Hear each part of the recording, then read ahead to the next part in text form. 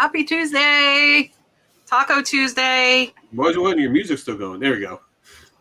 Was it still going? What music? I didn't hear it. Never mind. It's mine. I have it playing in the background. I'm the dummy. Trust me, it's my first day. Don't judge me. I don't hear the banjos. I heard it. You stole the banjos from me too. Cat stole the banjos from me too. It's like it's just straight Sweet Peas Addict just had a whatnot. Sweet Peas Addict said Rod just had a good whatnot show. So welcome everybody. I'm Kat, the Nurse Flipper, joined by Rod, my co-host Picking and Punching.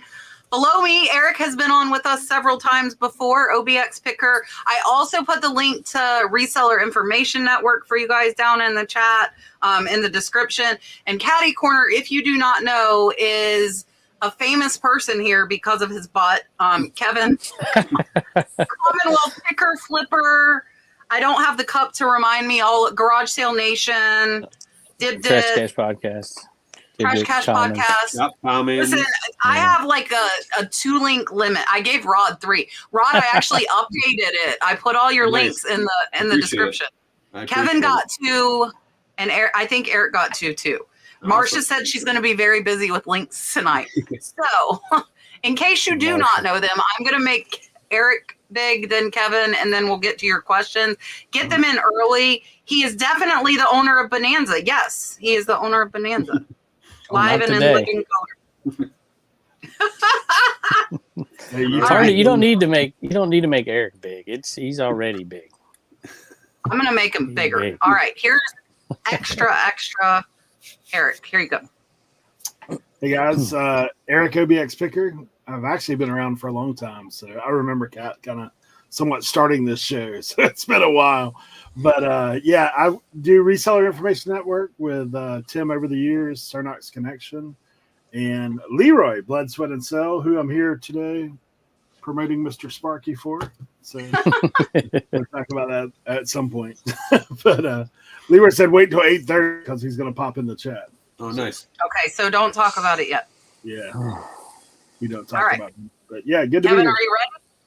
Sure. Am I ready? Sure, I'm ready. All right, here's Kevin. Yeah, I am. What did I put? Commonwealth Picker. So Commonwealth Picker, Commonwealth Flipper, Garage Sale Nation, Trash Cash Podcast, Facebook. I don't need to plug everything. You know who I am. Hey, I haven't been on this show. Speaking of knowing people, I got to throw this in before the questions start coming. I look fuzzy on my computer. I hope I'm not fuzzy. You're a little underwater. You're fine. You're a little fuzzy, but not horrible. I hope it blurs out the mermaid thing. That'd be good too. So I remember, this is funny. I just remembered it today. I was doing some dishes up there, and I was like, oh, when is the first time I met Eric? And Eric, do you remember you sent me a message, you bought an NMS something, and you started a live show. And I was like, oh, and I think I was there for your very first live show. And I don't do lives very often. So it took Rod and Kat and Eric to get me on this. So I'm glad to be here and talking. You guys let me troll this chat for a year straight without getting mad at me. So I can, now I can be trolled.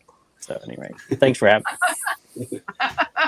Now, guys, one thing you guys should know, Eric and Kevin both own shops on on District. So there's too many words. Any questions tonight about District? These are two guys that have been there from the beginning, and they know a lot about District.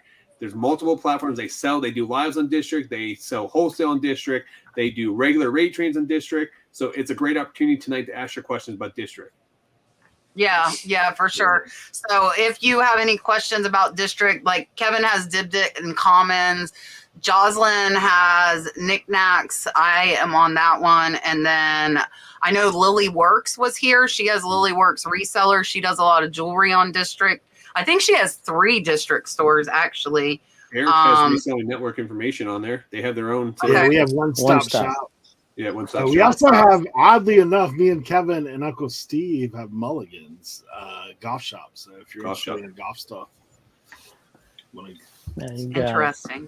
Yep. Lily Works. I got to look that up because I remember her on the show. Rachel. And I got to see if she's beaten me so I can see if I can beat her. She seemed like I will say she's putting the hours. She's on there multiple times a day. She's putting in the hours there. So yeah, there it is right there. Sure. I remember seeing it. I was looking. She's at 19, so she's killing it. It has a ton of listings on there too. So if you're watching out there, I enjoyed that show. Very cool. All right, I'm going to start off with the member. Squirrely Reseller became a member, so I'm going to give you a turtle, my favorite thing. Oh, speaking of, I will give you guys a sneak peek preview, kind of.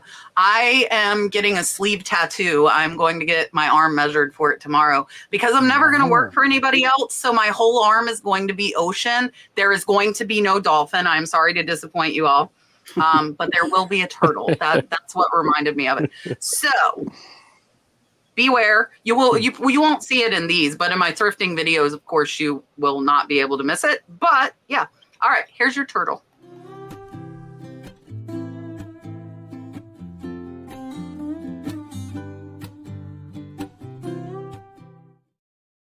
Kevin, aren't you going to finish? Are you going to sleeve too? Oh boy, here we go. Yeah. Well, I don't know. I told this on Trash Cast podcast. I was like, my wife and her friend are in cahoots to make me stay way younger than I want to stay the rest of my life. And part of that is her birthday wish is that we all go get a tattoo. And I'm like, so my threat was I'm just going to go all in so I don't have to keep doing this forever. And I was going to get a sleeve. I don't think I'm really going to do it, but you never know. I'm really going to, I'm getting measured. I already have the appointment. I'm like, I do not. And honestly, and if you guys don't know me, this is not my first tattoo. I have multiples. So if you haven't seen me outside of here, you might not know that, but I have multiple tattoos already. I'm like sleeved all the way up here. So it goes all the way up you across. Hooligans. Yeah. Eric's the only I got natural tattoos. I got freckles all over the place. Yeah. Eric's counting the freckles. But it's crazy. We were talking about it nowadays, it's not like it used to be. Like most companies don't, even hospitals. Yeah. Like the hospital I was at, as long as it wasn't offensive, it didn't matter what you had or how much of it you had, as long as it wasn't offensive. That was their big thing. Oh gosh, Tucker, what are you getting? Tell us. Tucker's got 4 more years before he's allowed to legally get a tattoo. Tucker's planning the tattoos. Jeez. Ryan, you hear that? Oh, Marcia has a tattoo. We're learning all of the things. Lisa's going to do the Eric thing and just do freckles. So yeah, unless they're Tucker's in here. Yeah. Tucker is. I was just talking to Ryan just a little bit ago. I was at a sale with Tucker. I was at a sale with Tucker, and I thought I was going to have to break up a fight. This guy was over. Tucker, you know I love you, so I'm just telling a Tucker story here. So he's in there and he's buying these trains, or this guy, like they all ran to the trains, right? And he's like pulling out one at a time. And Tucker's like, I'll buy them all.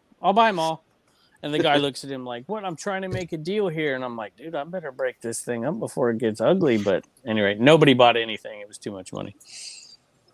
There's Tucker's comment on it. Yep. All right. Elena, I see you and I'm going to get you. I'm going to grab a couple questions first. So Lori is first and says she has a buyer who claims an item broke. He refuses to open an eBay return and continuously tries to send photos to her. What does she do? Now he's asking her to trade another item for it. Block. I was going to say, I know what Cat will say, just block them. Turn them in. Matter of fact, you may even want to, if you've offered a return, I think that's enough. You may want to pre-contact eBay a little bit early. I didn't mean to jump in on you, Eric, if you had more than that, but I think all I was going to say, I mean, at the end of the day, you probably will have to block them, but I mean, similar. I would just, respond back. Make sure eBay sees that you've responded. Like, hey, you have to go through eBay. We're not doing anything on the side.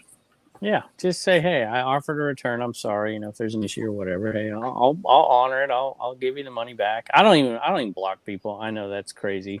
Cat blocks everybody. I don't block anybody, but I have a few on there, but not too many. It's just not worth my time. But I think I pre-contact eBay and just say, hey, this is what's going on or whatever, and just offer the return and stop responding. So then wait for the negative feedback. Yeah, eBay can see your entire message in your chat. So just be nice to them. Make sure just send them a message. Say, hey, we do accept returns, but you have to follow the proper protocol. You have to open a claim on eBay, and you have to upload the photos to eBay. Until that happens, do not issue a refund. Do not swap anything out for them, because if you do send them something, then they can still file a claim on eBay, and then you're going to double dip. You're going to get screwed. So as long as if they don't go through the proper protocol, you did the right thing. I think Kevin had a good suggestion about contacting eBay a little early, but they can see the chat and they can see you trying to work out with them. So if you do get negative feedback or something like that, you're doing everything the proper way. eBay can see that. So. Yeah, I'll tell you, they might let them file it. Oh, go ahead, Kevin. No, go ahead. No, I forgot. I'm not on the podcast. No, I'm you can do be proper protocol. Okay, I'm gonna try to behave myself. It's okay. Talk. We're all grown adults here, Kevin. You can jump in if you need to jump in. You're not gonna get one of these. I swear, right? You're good. It's okay. I'm not talking. I'm trying to behave, sort of. Half behave. I had somebody today, same thing. Like they said, I've never had to send a picture. So with eBay, when they open a return, they have to put a picture. I tell them, put any picture from your phone roll. I don't care. Like they're saying it wasn't as described. I'm like, whatever, just do it and send me the item back. I'll give you your money. So they figured it out to open the return. They figured it out. Go figure, when they said they couldn't figure it out. But I will tell you, even I had the same situation. The person said they couldn't figure it out. I got negative and eBay left it, even though I was telling them to open a return. So just an FYI, you might get a negative. And the sucky thing is now they're not removing as much. So if they don't open a return, you're not protected. And if they do open a return, then you can get that negative removed. But I actually got a negative they would not remove because I blocked the buyer. So it used to be if you had a transaction open, their messages still came through. Now they do not. So if you block them, even if they have an open transaction, so they said because I blocked them and wouldn't help the buyer further with the return after like 30 messages, that it was my fault. So just I'd rather get a negative than get scammed. I had that same thing recently, and I was doing the extra thing. Like I was like, you know what? I'll just refund the money. It's fine. So I refunded the money, and because I went outside of eBay's protocol, they wouldn't remove the negative. And they gave me a negative after I refunded the money. So I was like, don't go outside eBay protocol like that. It'll set you up for problems. Yeah. Sure. Did you ask the buyer after you gave the refund, did you ask the buyer to do it? And the buyer wouldn't do it or not communicate? Yeah, he blocked me, I think. He knows that button too. Yeah. I never got a message back from him. I sent the thing. I sent the request. eBay said, sorry, because you went outside of our thing. We can't do anything. So. I did get a buyer to remove a negative. Well, it wasn't a negative. It was a neutral, but it was a very unfair neutral this past week.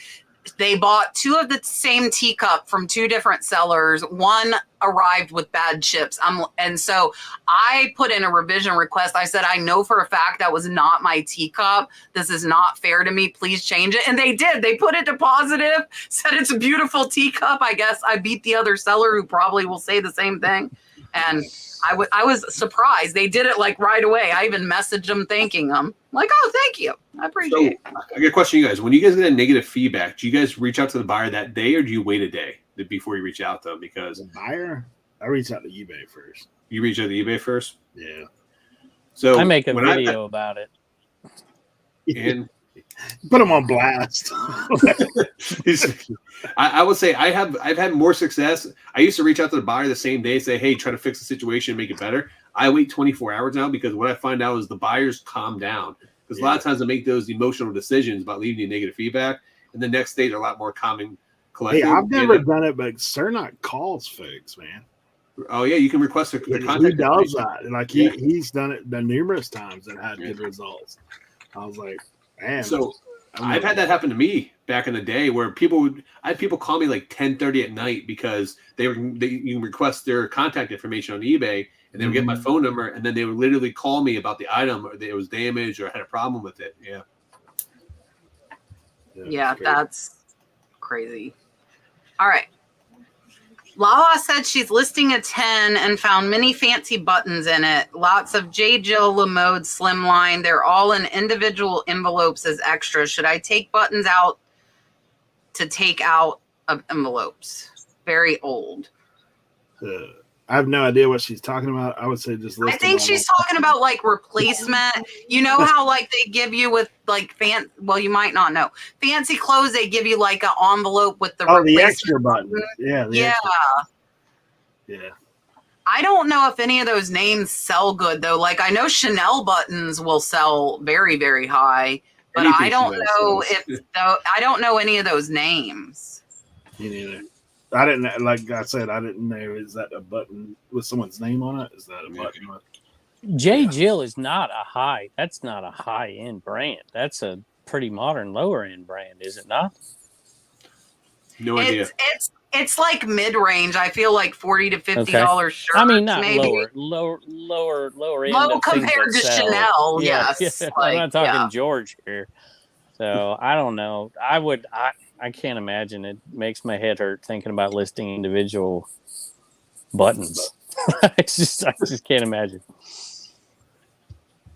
Yeah, I don't know. I would look up the buttons, like look up J. Jill replacement button, Lamode replacement button, see if they're worth something. If they are, I would take them out to show them because they would want to know what replacement button they're getting. But if they're not worth it, you might want to just list the 10 with the buttons as a lot. All right, let's see. On shop I'm going to do one more. It's shopcommons. Shopcommons.net. Now he's got me I should have brought my cup out here and like double advertised for him. I think my daughter's been drinking out of it this week. Oh, Eric, Leroy's in the chat. Leroy. All right, Elena, I'm gonna get you your turtle after this question. Patty said we have her. I think she means me because I talked about doing this. I'm going to assume she means me. But she said, I have her all excited about putting her old listings on sale. I'm going to assume this is for me. How do you set parameters to do 1 year and older listings?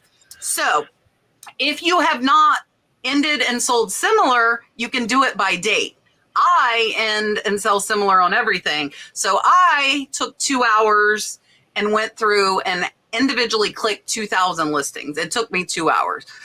But we've gotten about $1,000 in sales of older than a year items this week from that sale. So I think it was worth it. It's a new thing. That's the first time I've done it. I probably only do it like once every 2 or 3 months because it does like, so I have to scroll through and look at my custom SKU that says like 823, like we put the month and the year stuff was listed in the SKU and I had to look and individually click every single one that was older than a year is how I did it. But if you did not end and sell similar, you can set it up by date, like when it was listed. So you could put like anything listed from August 2023 or older, and then it would grab them all. But that won't work if you ended and sold similar.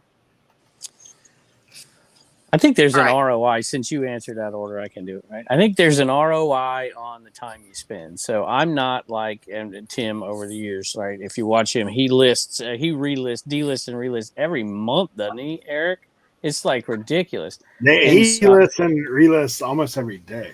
Like, well, it's insane. I mean, I end and relist every day, but only items over 4 months. Like if they've been listed 4 months. Well, honestly, like I know, and I don't know where you guys are at as far as what you're using cross listing, but I know Vendu does it. Like you can do a chunk at a time and end and relist at one time. So that's what I think people be surprised. I don't end and relist hardly ever. You know when I end and relist? Now, I know there's a lot of people out there like me, so don't say there's not in the chat. I know there's No, I was like you for 3 years. I just started doing it like 6 or 7 months ago. I tried it for a month, but I found it was worth the time. So I trialed it for that 1 month and then I've adopted doing it. But I was anti forever. Well, I'm not anti. I just think that there's a decision that has to be made, right? If you don't have space, or you need capital and don't want to expend it on other merchandise, then I think it's better. But if you have space, there's what could your time be better used doing? Is it listing the new inventory you got? Is it listing stuff that's going to sell in the fall? I think it all kind of mixes in. I don't delist and relist something until I'm sick of looking at it. That's when I delist and relist something. But I did do this, Kat, last year. I did delist and relist almost everything on my store. So I think for me, it's like a yearly thing, not a monthly thing. And it does need to be done from time to time. But I'll scroll through those items that are ending, and I just do it manually so I can make adjustments and whatever. But I love the sale method far more. And you do the sale method too. How long does your item have to be up there before you put it on sale? So I was one of the people who marked stuff up and was running a constant sale. I stopped that in July after 5 years. I stopped that. So I am more an offer person too. So I send 10% at under 3 months, and then I go up to 30 from 3 months to a year, and then I go to 50. I'll send them 50% off if I've had it over a year, just to get it out of here. This is the first time I have like done the sale on those year-old. And what I did was 40% off, so I could still send a 10% offer and not be over the 50% off. But if you're delisting and relisting every so many months, then you're not going to have any items that are a year old eventually if you keep that up. No, I have them in my SKU. So it's not by listed date. It's by when it originally, went up. And I mean, we have room. I have over 5,000 square foot. So, I mean, we have room for it, but I was buying so many lots and have so many like crappy sell-through rate items. I want them gone. So I'm willing to like give that 50% and get them out of here and just have them. Yeah, one thing, Kevin, though, too, is if you're using a cross-listing software, either Vendu or List Perfectly, by cross-listing, you can actually delist and relist real fast. So 10 at a time on Vendu. That saves so much time. So even if you do that, oldest too. Yeah, like Tim does it. He's doing daily and stuff like that. But like for example, I was doing it daily for a long time, and I was waiting items to get to like over 3 months, and then I would delist. But you have a constant rotation because you're putting new items up all the time. And then that constant rotation keeps going through. So it gives you items to delist and relist all the time. Rod, you see how my picture's fuzzy? On the day. Yeah. Yeah. Rod, you see how my picture's fuzzy? How long do you think it would take me to use that to delist and relist 10 items? Touche. I just did it while we were talking, like 5 seconds. They did lay cable out there. There's going to be fiber optic. There's going to be something. Who knows? Oh, we're getting it too, Kevin. I just got fiber optic in my house like 2 months ago. Yeah, I got fiber optic in 2010. Welcome to the 21st century, guys. All right. Yeah. Yeah, mine is close to being here. I think ours will be here within the next 6 months. But ours is being run with our power lines. So, like with the storm, when power was out, my internet would be out. So I might still keep my satellite, just so I know I have something, because we had internet through the generator even when we had no power, because we had the satellite hooked up to the generator. Yeah. I see there's a troll in the chat already trolling me. Death Pile Picker. Death Pile Picker wants to know why you haven't promoted Shop Commons yet. Oh, well, all right. I pay people to do that. You get him. I'm going to give Elena her turtle. If you guys do not know, Elena is my friend I go thrifting with. She started her YouTube channel, Treasure Diva Thrifts. She has 2 videos up, and we hopefully are going thrifting on Thursday together. So you will see me, and you see her and mine all the time. But here's your turtle.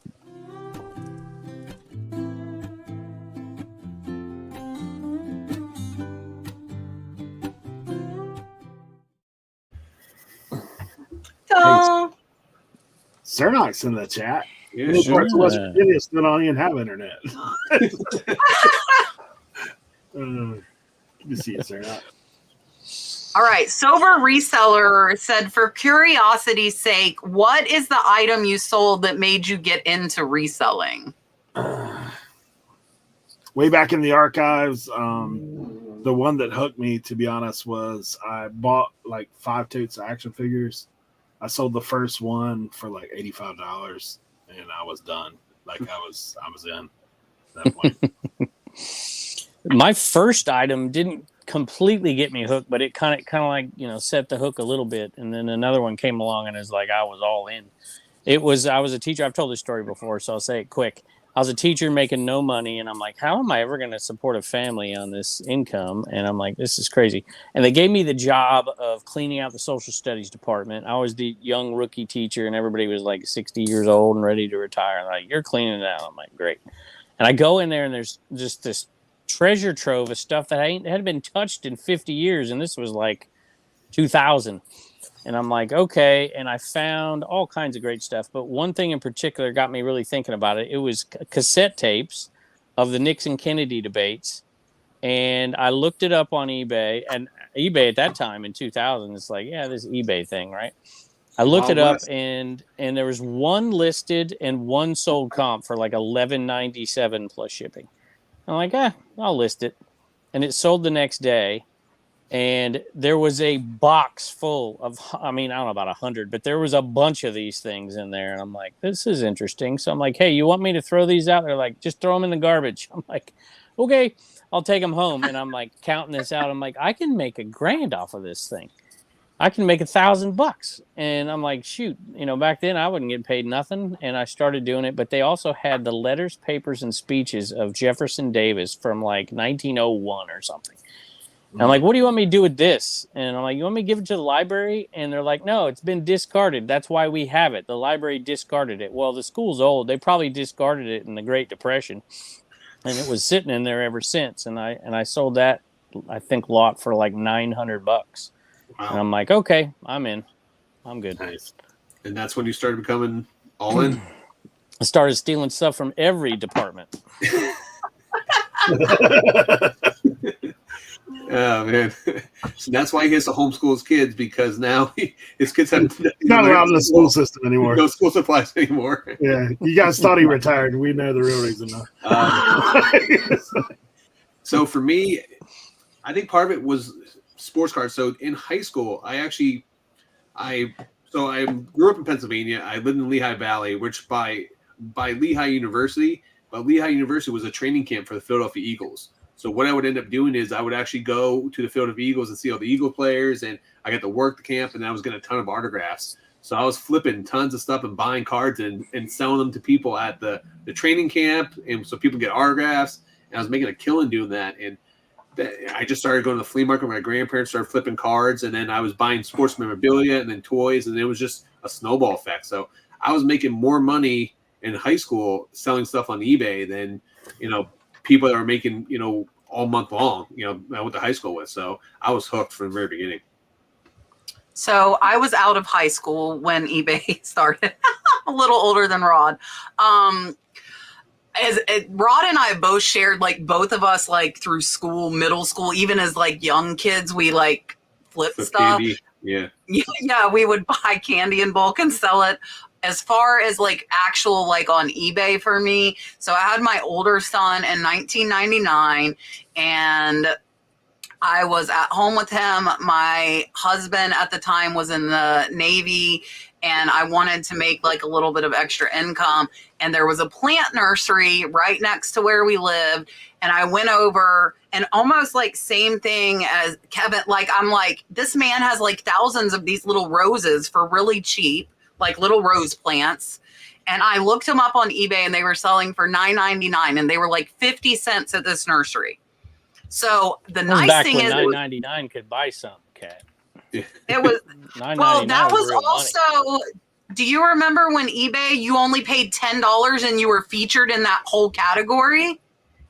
No. Like I do. So I would list 100 roses and pay $10, and my listing was at the top of plants.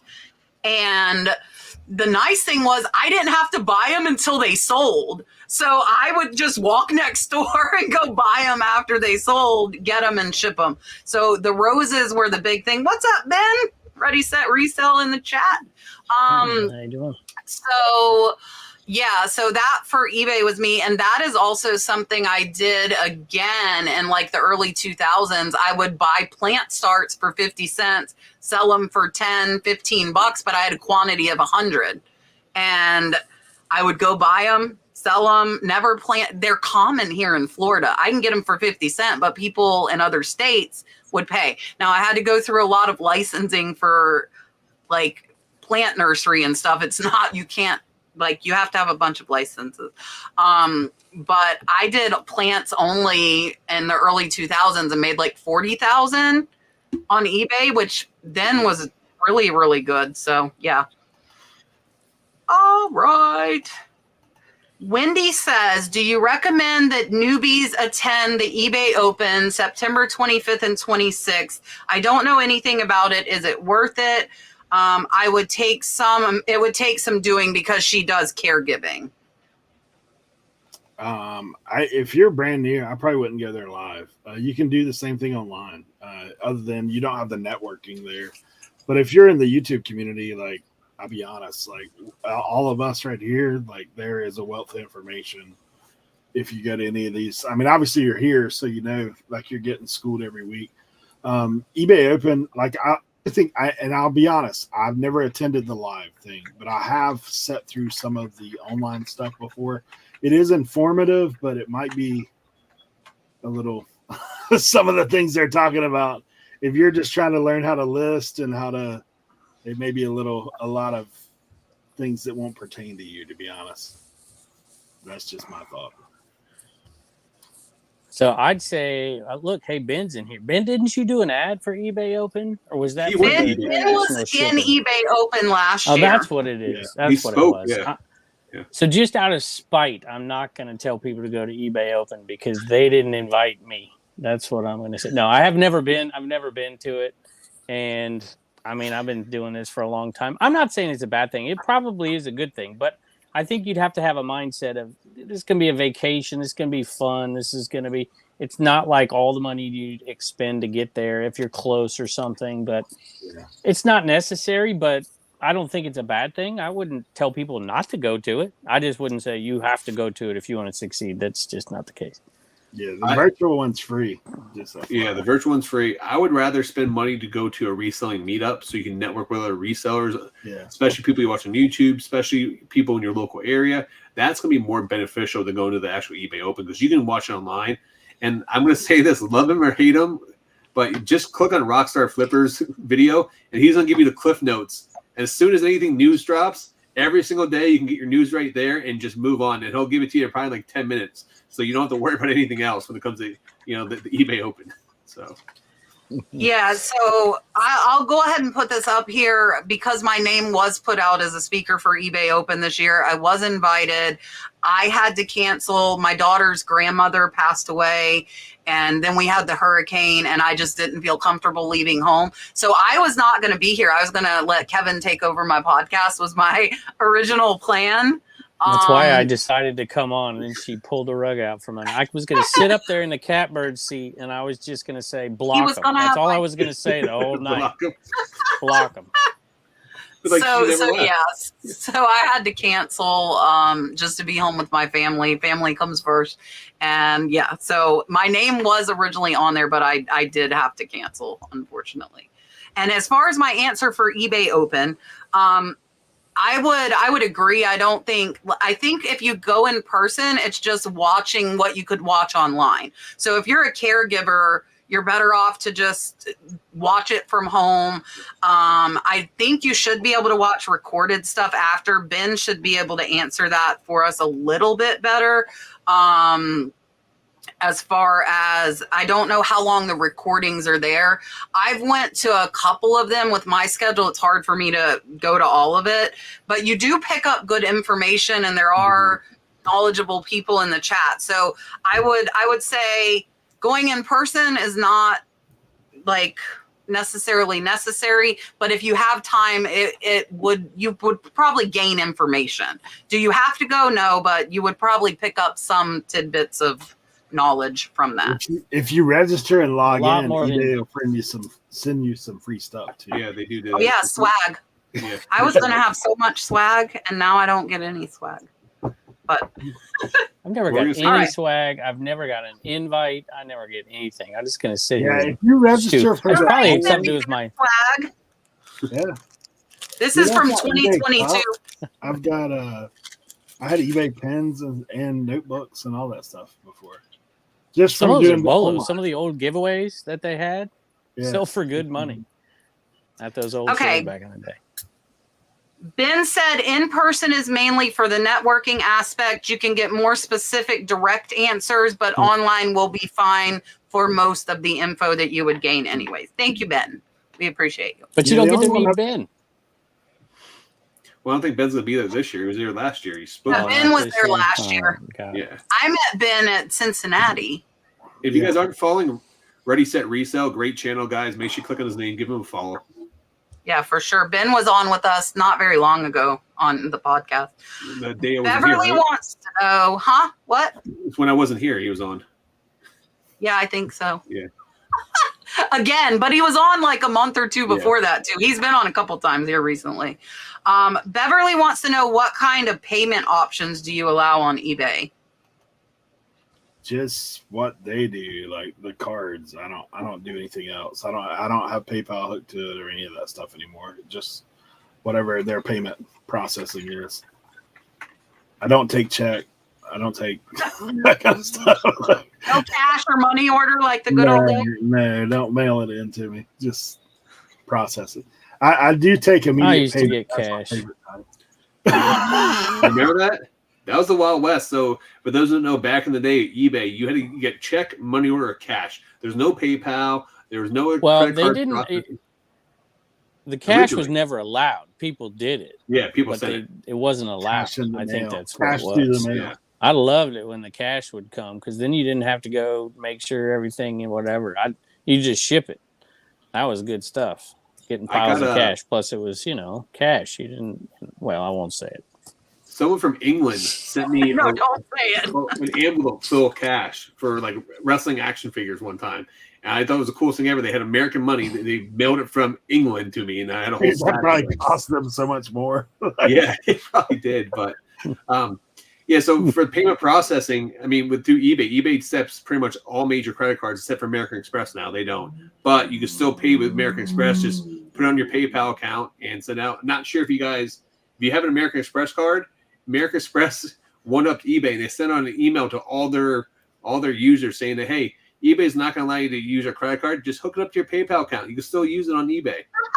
So if you guys didn't know that. So they said, F you, here we go, eBay, take that, And if you guys don't know. But how many eBay, people are going to do that? I do that. I still get my reward points. I understand that, but what percentage is going to do that? So, Yeah. in other words, it still may be a good decision for. I don't know. I'm a little partial because it's my boy. I told my boy not to get a credit card, and he did, and he got American Express. I'm like, eBay's not going to take it, so he's.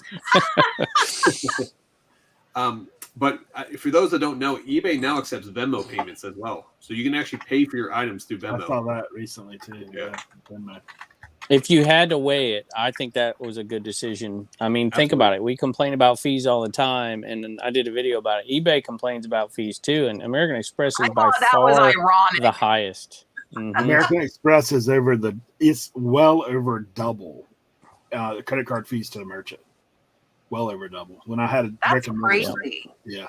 But It's somewhere around 7-8% at times with American Express. Wow, that's high.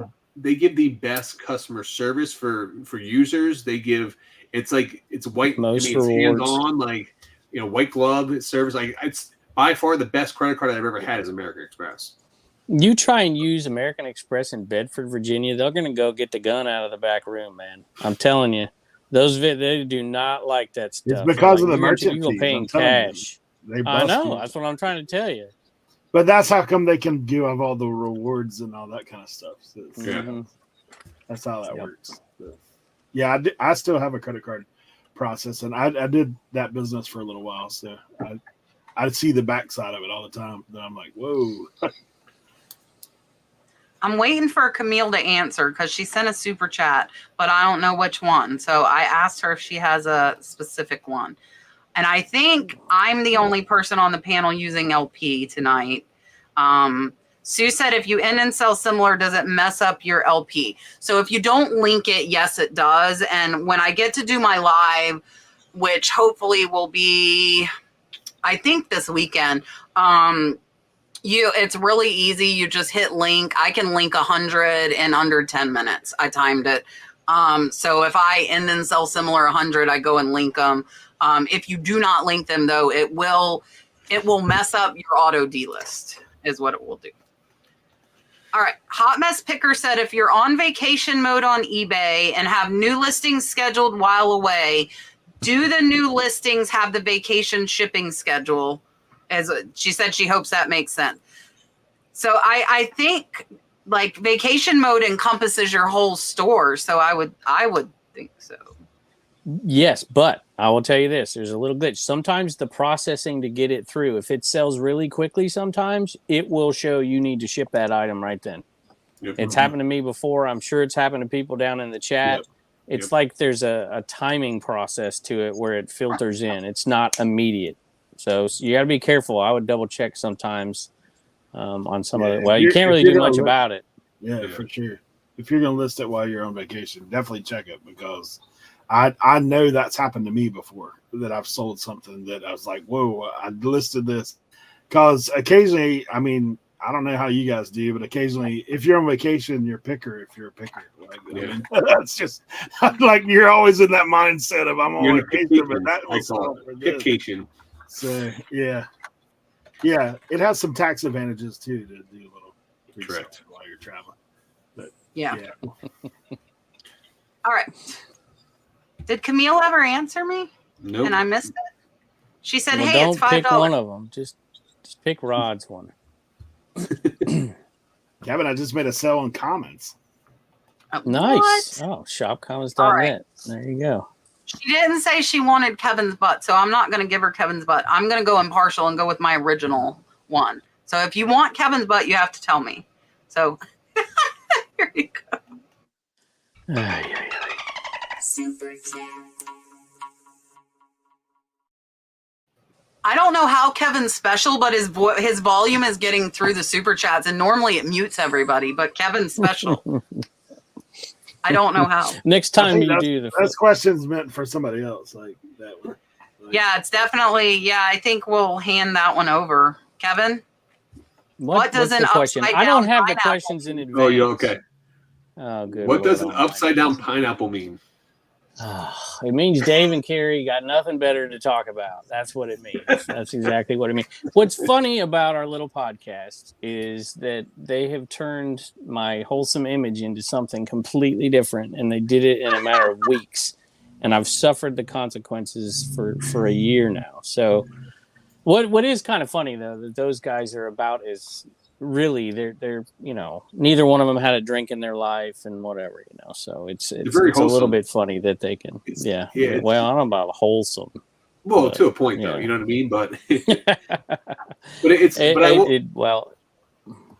I will say, Kevin, though, it's good for you because it's like peeling back the onion. It actually shows a different side of you, Where did that come from? I didn't see that was at your house. This came from Chris the Goose, who sells on Dibdit, and I was buying stuff, and he's like, when I bought an order, he's like, I'm gonna put something in there in the order for you. I'm like, all right. Saying this is what showed up in my house. My wife looked at it, she's like, I kind of like that thing. I want to put it up in the living room. I'm like, all right, we'll do it. Put it on the mantle.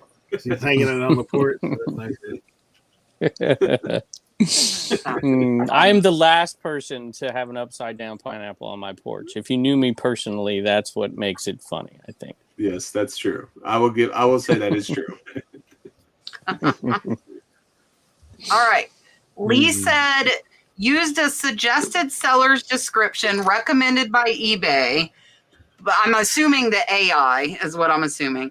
But when it came to change the box size and weight, it would only let me change the weight.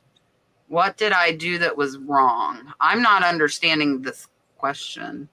Me neither. I mean, I've never had where you couldn't edit your listing. I will say this: if you're using AI and you've already filled out the like weights and heights, it may put that in your AI description because it's using the information you've already put in there. So I don't know why it wouldn't let you change it. Not sure. I don't understand what the description part of it means. Are you talking about like just not the description itself, but the whole format of the listing that you've copied from somebody? Similar. Yeah, she did so similar. Yeah. I mean, you still should be able to edit it regardless. The only thing I can think of is that if it was set on like a flat rate box or something like that, or like where it automatically, if it's like large flat rate box or small flat rate box, then you're not going to be able to edit because it's already a preset by the post office, the box size. That's the only thing that crossed my mind on that. Yeah. That could be possibly it, but other than that, I don't know.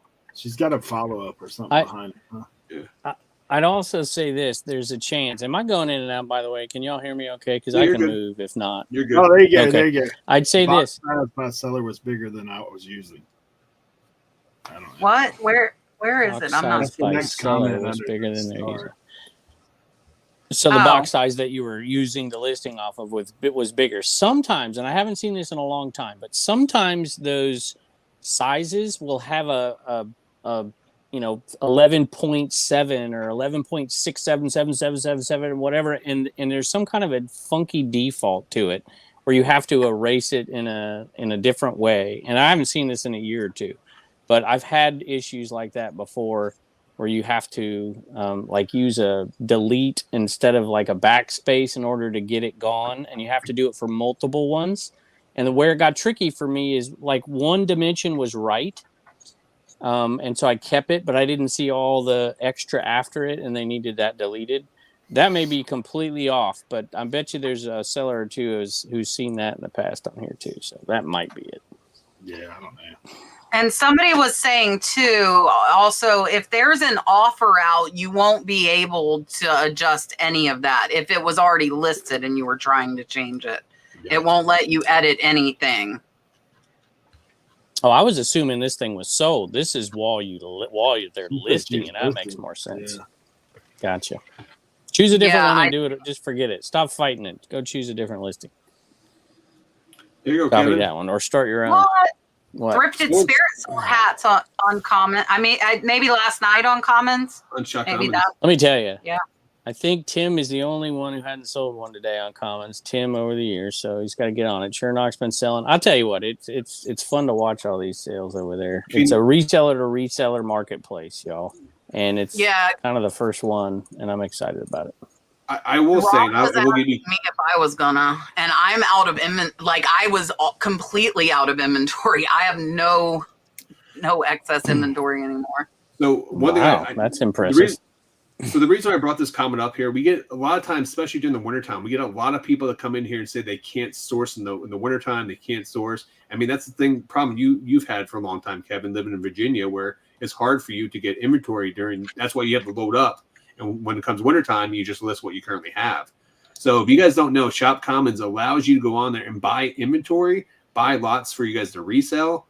And a lot of people on there know, like when I've sold 4 lots on there. When I put my lots up there, I'm listing like 20 to 30% of what the going rate is. So when I put my lots up there, they have sold within hours of listing. My one lot, I guess, took like 48 hours. My other 3 lots sold within 2 hours of listing because there's good deals on there. So I will say, if you guys are interested, go give it a chance. Click on it and then look at the newly listed items. But I go there multiple times a day. I just bought a box of sports cards off there for $100, which sells on for like $200. So I'm definitely gonna make some money off those. So I'd say this, let me interject for a second here, is just because I don't get people too excited and then go over there and they're seeing lots that are like, Yeah. Let me tell you how it works. So we've been going just about a month, and about half of the listings that have been listed have sold pretty quickly. But what's left sometimes isn't great. So what he just said right there is great advice. The people that are having the most success as buyers over there finding good deals are the ones that are going on and checking the newly listed items, and it's because it's those that are great deals sell very quickly, and those that aren't, they just kind of sit there. But I will give you another little hint if you're a buyer over there. Heart something that maybe isn't quite good enough for you to buy and resell, and they're in lots, right? So you're going to have to piece things out and part things out. And if you heart that thing, after a week or so, the seller's like, I want to get this thing gone. They'll send you an offer and you start to communicate. And that's how it's kind of working. But if you go there now, there may not be a ton of great lots because they sell quickly. So I'd keep that in mind. And if you're an Amazon seller, that's what we've seen a lot of. A lot of us eBay sellers who hate Amazon. Sorry, Amazon people. I know there's a lot of money in it. But I'm not doing Amazon. It just isn't my gig, right? And so I have a lot of stuff that an Amazon seller might sell. They might ship it, like CDs, for instance, have been one of our best sellers, where most of us aren't going to bother selling CDs for $4 or $5 on eBay. And so a lot of people who buy giant lots of stuff like Cat does and whatever, you end up with stuff that's like, I don't want to deal with it. And so they just put them over there cheap. They sell. The Amazon seller gets it, boxes them up, sends them off to FBA. And antique booth sellers have been buying stuff up like crazy. I even had a guy that owned a little mom and pop gas station buy a bunch of tools off of there. You ever seen those mom and pop gas stations that have like a tool section and it's like all new old stock stuff and whatever? Yeah. And so people, it's not just eBay resellers buying this stuff. It's people that have different, I had a lady buy a bunch of crafting stuff and she sent me a message. She says, I have a little crafting booth. And, I sold her 500 little crafting things that I'm sure she's going to put $1.99 on them. And I sold them to her for like $62. And she's like, I'm going to make a ton of money on this. Thank you. And I'm like, thank you for getting it out of my shed. Kevin, I have one question though for you. Was it your idea or someone else's idea? So I will say, I will give you credit if it was your idea. One of my favorite things about Shout Commons is I can go on there. When I go to list my items, instead of taking photos, you're required to put a 60-second video. You can't go over 60 seconds on there. So I will tell you, as a seller, I literally just put it and I talk. And I'm like, hey, this is what this is worth. This is what you guys can probably sell for on eBay. This is, here I'm going to do this. And I can take pictures. I can just take a 60-second video, put it up there. And as a buyer, when I went there and watched the videos of people, it's so much better than actually going on a static listing with just regular photos. Well, I'll take credit. It was my idea. And here's why I had the idea. It was about, I'm a social media creator, obviously. I make a lot of videos and put them out everywhere on all platforms. And the last thing I wanted to do, the last thing I wanted to do was to have somebody do an expose video on me. Like, I bought this lot on Commons and this is what, this is what I got and whatever. So I'm like, listen, y'all, we're not doing mystery boxes. We're not. And so my thought process was twofold. One is I want to have overexposure for that particular item so they know they can turn it over and see the hat's got foam coming out of it, And if you're selling in lots, can you imagine how many pictures you would have to do? I don't want to do all that work. I want to take my pile of 50 hats and I want to start my video and I want to show each hat, move on, and just there's the video, right? And it might take 2 or 3 videos because I've found that like under, I don't want to do a minute and a half, but like 50-second video. It's so much faster than having to take like eBay style pictures for giant lots. And I was like, this is going to work. And we're doing way lower fees, 8% to sell something with, and that's just on all those people that complain about eBay charging fees on shipping and taxes and all that. You're just paying fees on what the item sold for. And it's 8%. I'll stop shilling it. Next question. Sue wants to know, do you run? He won't. Do you run sales and how often? I do run sales. I don't run a continuous sale. I know there are other people that do. Actually, the guys at RAN, I know Cernak and Tim over the years are constantly on sale. They run a percentage. I usually run it periodically and usually on older items, or I may just take categories and run it probably at least twice a month is what I'll do for about, usually what I like to do is like a 3 or 4 day sale because I want to create some urgency. Like, hey, you got till Monday to buy it and it's gone. So I try to do stuff through the weekend. Or if I go on vacation, shout out Leroy. Leroy's been telling me that for a while. Every time he goes on vacation, he runs a sale. And he comes back and he's got all these sales, so he's got all this money from where he was on vacation. So one of those things.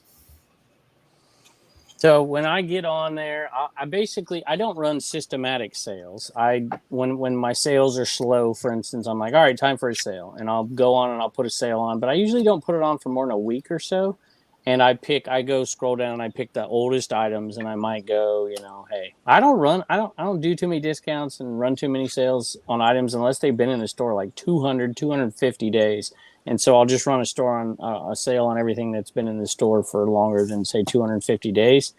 And I'll run it for a week and then I might do another one 3 weeks later. So that's basically my method. And be careful. Be careful, though. I would check your multi-quantity items because a lot of that stuff's been listed for years, and I don't want to run a sale on all my You got to uncheck those multi-quantities, uncheck the things that are really rare that you might not want to.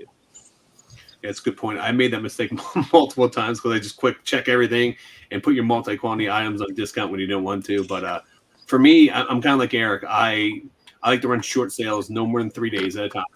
When I do that, I don't send out any offers when I run sales. I only send out offers on newly listed items only. And when I'm actually doing my sales, I usually do anything that's over 30 days. So I don't run sales on anything that I just listed.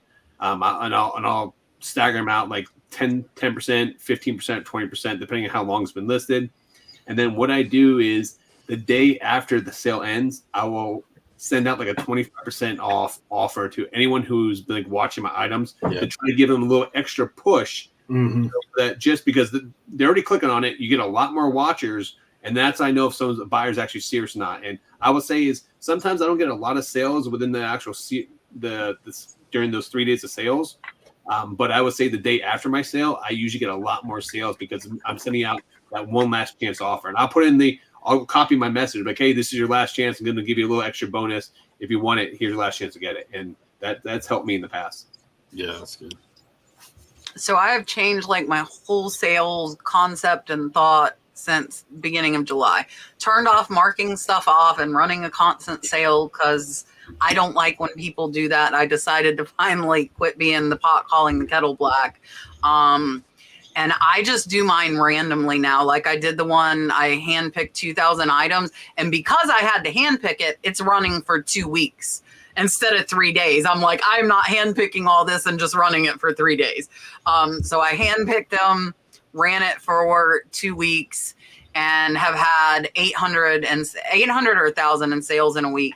So I'm not doing regular ones. It's just basically if I have a little free time and I'm like I did it on the boxes, like, cause I've had the boxes almost a year now. Next month is a year. That's such a lie. I love you. I love you too, but that's a lie. Nice to have a fellow educator in here. But he said Kevin. He said Kevin, which means he's getting Kevin. He's getting Kevin. Oh, good Lord. Can I turn this thing off? So now, like, if I'm looking and I'm like, why I still have 300 license plates. Mind you, I started with 1,200, so 300 is not bad. Then I went and just searched my description for license plates, selected all, and put a sale on them. So I don't have any rhyme or reason to my sales anymore. Scott said Kevin, so Scott gets Kevin. Here you go. You only came because of him. Here you go.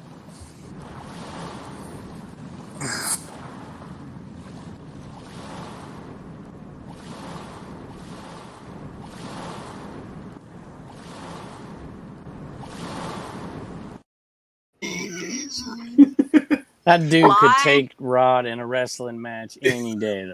Any day. That dude could take Hey, Kevin, you've been working out, man, since I've seen you last. Jeez, Kevin. Yeah. You've been on the juice.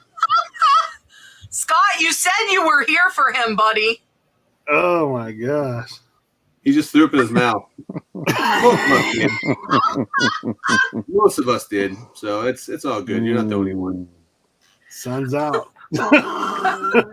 Guns out, buns out. Oh my goodness. Okay, Wolfman's Goodies sent a $10 super chat as well. So here, I'm gonna give you Dalton at the beach. That one here, this will be a little better, maybe.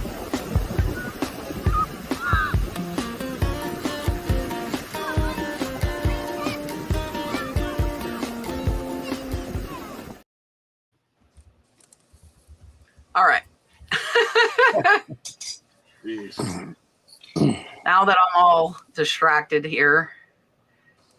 Kathleen wants to know, can you end and sell similar when cross-posting Vindu or list perfectly? I think Eric said Vindu does it, and then Gina said that LP does it as well. So you can do it on either. I like to end them on the day they're ending on eBay. So I don't use LP to do mine. Otherwise, it would automatically link them. So if you wanted to just end and sell similar items that have been listed long, I like to end them when they're already ending that day on eBay. That's what I use to do mine. So I do it on eBay. But yeah, so both cross-posting services do have where you can end and sell similar fairly easily.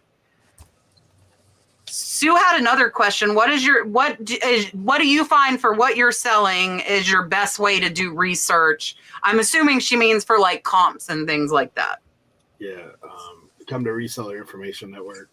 Like, I honestly, it's weird for me because my best way outside of me doing the work on the internet and Google and Terapeak and eBay and all that kind of stuff, my best way is I know so many folks. I'll be honest. Like if I'm stumped on something, like if I got a comic book question, like I'm saying, Rod, like, hey, what about this? If I've got a glass question, typically Tim, I've reached out to Kat before about things like jewelry. I said, hey, I've bought about like 25 pounds of jewelry. Oh, I'm just like FaceTiming folks like, hey, what is this? Like, Leroy's been with me at estate sales and yard sales, literally like looking up things on the fly. You got to be careful though. If you're at a sale and someone's helping you out with something, turn your volume down because you will pay more. But yeah, I do usually ask for help. Now, like that's a double-edged sword, right? Like, don't ask for help if you could just Google image the thing. Like, Google image it, it tells you exactly what it is. And every listing is saying that's what it is, not just like one saying one thing, one saying something else. So that's what I do. So. Yeah, I'd say, well, obviously, your 90 days is the easiest thing when you're out and about, right? And that's probably not what we're asking about because it's what we all do. I don't even like getting on Terapeak. To me, time is just of the essence, and getting on and doing your own research it's awesome, and people should do it. However, if you have an opportunity to reach out to somebody reach out to them. Obviously you don't want to tick people off and send, Tim over the years, hey, what's this glass thing every 5 minutes, or cat or whatever it is, whatever the expertise is. But I would say that Facebook groups are really good for this if you're in a good one that's not going to like do your own research like Eric would type, just Google image it. Right. Obviously, did you Google it? Yeah, exactly. If it's something easy that everybody's going to find out there, but I've done it. I've gone on our Trash to Cash Facebook group before, and I'll be like, hey, you might want to start the sentence like, hey, I've looked this thing up. I might be missing something. Would you help me out with this? Is there any expert in this? I'd appreciate it. And you usually will get an answer pretty darn quick. I've done it multiple times on stuff that I struggle with. And but you gotta be careful which group you're in too, because some of them are just hardcore cutthroat. It's like, oh, good night, get out of here. So find a good group. So I would say, well, first off, going back to what Eric, if you guys aren't watching the Reselling Information Network, they have such a collected group of guys in there, from tools to vintage clothing to glass. I mean, they cover all bases on there, toys, everything. Like, it's a great, and it's Tuesday morning, right, Eric? You guys are going? Yeah, 9 to 12 Eastern. Yeah, so it's a great. I've gone in there many times. Kevin's gone in there many times. Like, you guys can go in there and just ask questions to them. So they're another tool, especially on Tuesday if you guys have something to do during the day. But different than what everyone else there. I mean, they all give great answers. I would say another thing is work. This is why you guys should go picking with other pickers, because you guys will learn so much. The biggest complaint I hear in my videos, I'm sure you guys, Kevin, and you guys probably hear too in your videos, where why do you go picking with other people? You guys are just going to fight over items and stuff. No, we can all. I picked with Eric, Kevin on the 100-mile sale, and we've done the same yard sale, and we've all walked away with stuff. So just because you guys go picking with other pickers doesn't mean you're going to find stuff, but you learn so much where you guys don't have to reach out and get comps, or you're going to have a general idea just from talking to other pickers. So I think that's the most undervaluable tool that in our industry, where people don't network with locally with other pickers. And everyone has the access of your phone in your hand, but lean on other pickers, because you will learn you will get your answer plus so much more. Yeah. No doubt. Yeah. So when I'm out thrifting, a lot of the thrift stores here, I can't research. And that's honestly where I get a lot of my mistake buys, and I still make them even with years and years of experience. And so then I have to decide, do I want to list this mistake? Do I want to just give it away? Like what? And sometimes, like same thing with missing stains, I just throw it away. You know, I missed it in the store. My bad. It's not worth trying to get something out of. When I buy online auctions, I do extensive research. So I'll search eBay first, and then I'll do WorthPoint. But that's more of my high dollar items that are worth the time putting in. Yeah. You know, we're talking items that are 100, 200, even, you know, $1,000+ So that's okay to go and spend the time. I just caution you not to over research, and then you're over researching a $10 item and you just spent 2 hours, and now even with the sale, so you're making $3 an hour, you know, after fees. Just learning, I think, like watch everybody's channel, what they're picking up, how much it sells for. The more you build your knowledge, you'll have a better base. And again, you're still going to make mistakes if you're not looking it up. You know, that happens. I have stuff I get that I'm like, oh, this is a great seller. I get home and it's like a 10% sell through. I'm like, oh, good job, Kat. It happens, you know.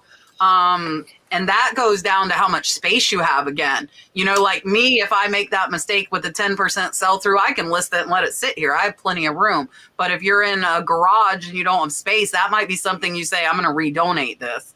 And, you know, you just learned your lesson on whatever that item was. So let me piggyback on that for just a second. I know you got another question, but a couple things. One, what Kat said, obviously the research before you buy in the situations where you're in front of a computer is far, far more important, in my opinion. I mean, if you're putting out real cash for something, doing that work before you buy the thing is tantamount. But if you're doing what Rod's talking about here and you're out there with other pickers, I can't, I'm just going to reiterate what he just said. I cannot tell you, I've been doing this 24 years. And when I go out with these guys and all of them, Tim and what, I learned so much. I've made so much money on glass this year. And I think I've made more money on glass this year than the previous 24 years combined because I've been with him.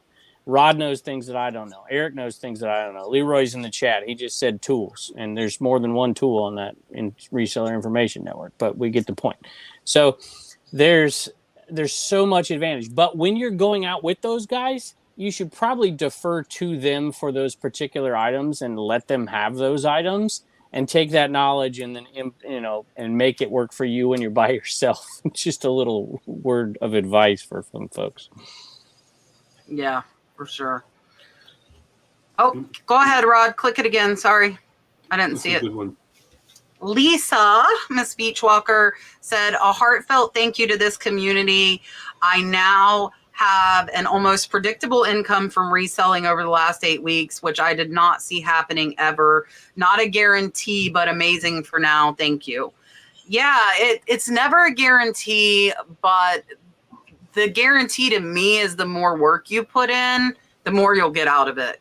You know, like you're going to have slow sales days, but like if you build it up, it will become somewhat dependable. You know, I mean, it's fluctuating, but you know, you'll have something. I think, you know, you almost, if you're consistent, you almost have a downside guarantee where you're going to have like a minimum you're going to make each week just by being consistent. And then, you know, but there's no roof on it. I mean, there's no ceiling for you guys. You guys could, the amount of work you put in could take you to the next level and can help you level up your game. And it's been life changing. Everyone on this panel has a new and different life just from reselling. It's amazing. Absolutely amazing. Yeah. All right. Lisa normally likes the beach, but I already played the beach. So I'm going to give you the whale. Here you go.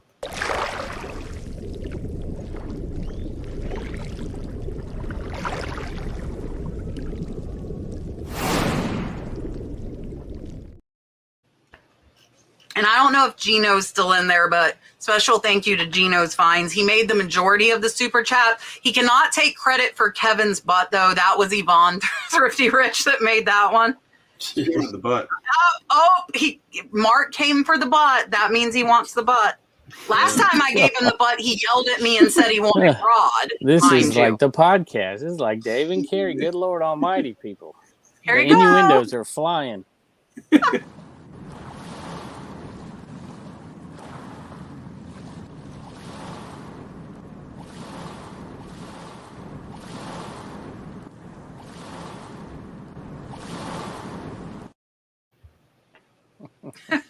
Yes, if you build it, they will come. If you list more and it's good stuff, the buyers will come. Kevin's butt has always been famous. I don't think we did that. I don't think we can take credit for his butt. Well, Tim saw it. Tim's in the chat.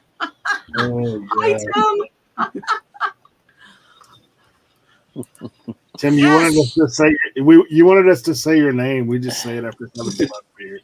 If you told me 6 years ago that people would make jokes about pineapples and plush enemas, I'd be known for plush enemas and my butt in a mermaid, I wouldn't have believed it.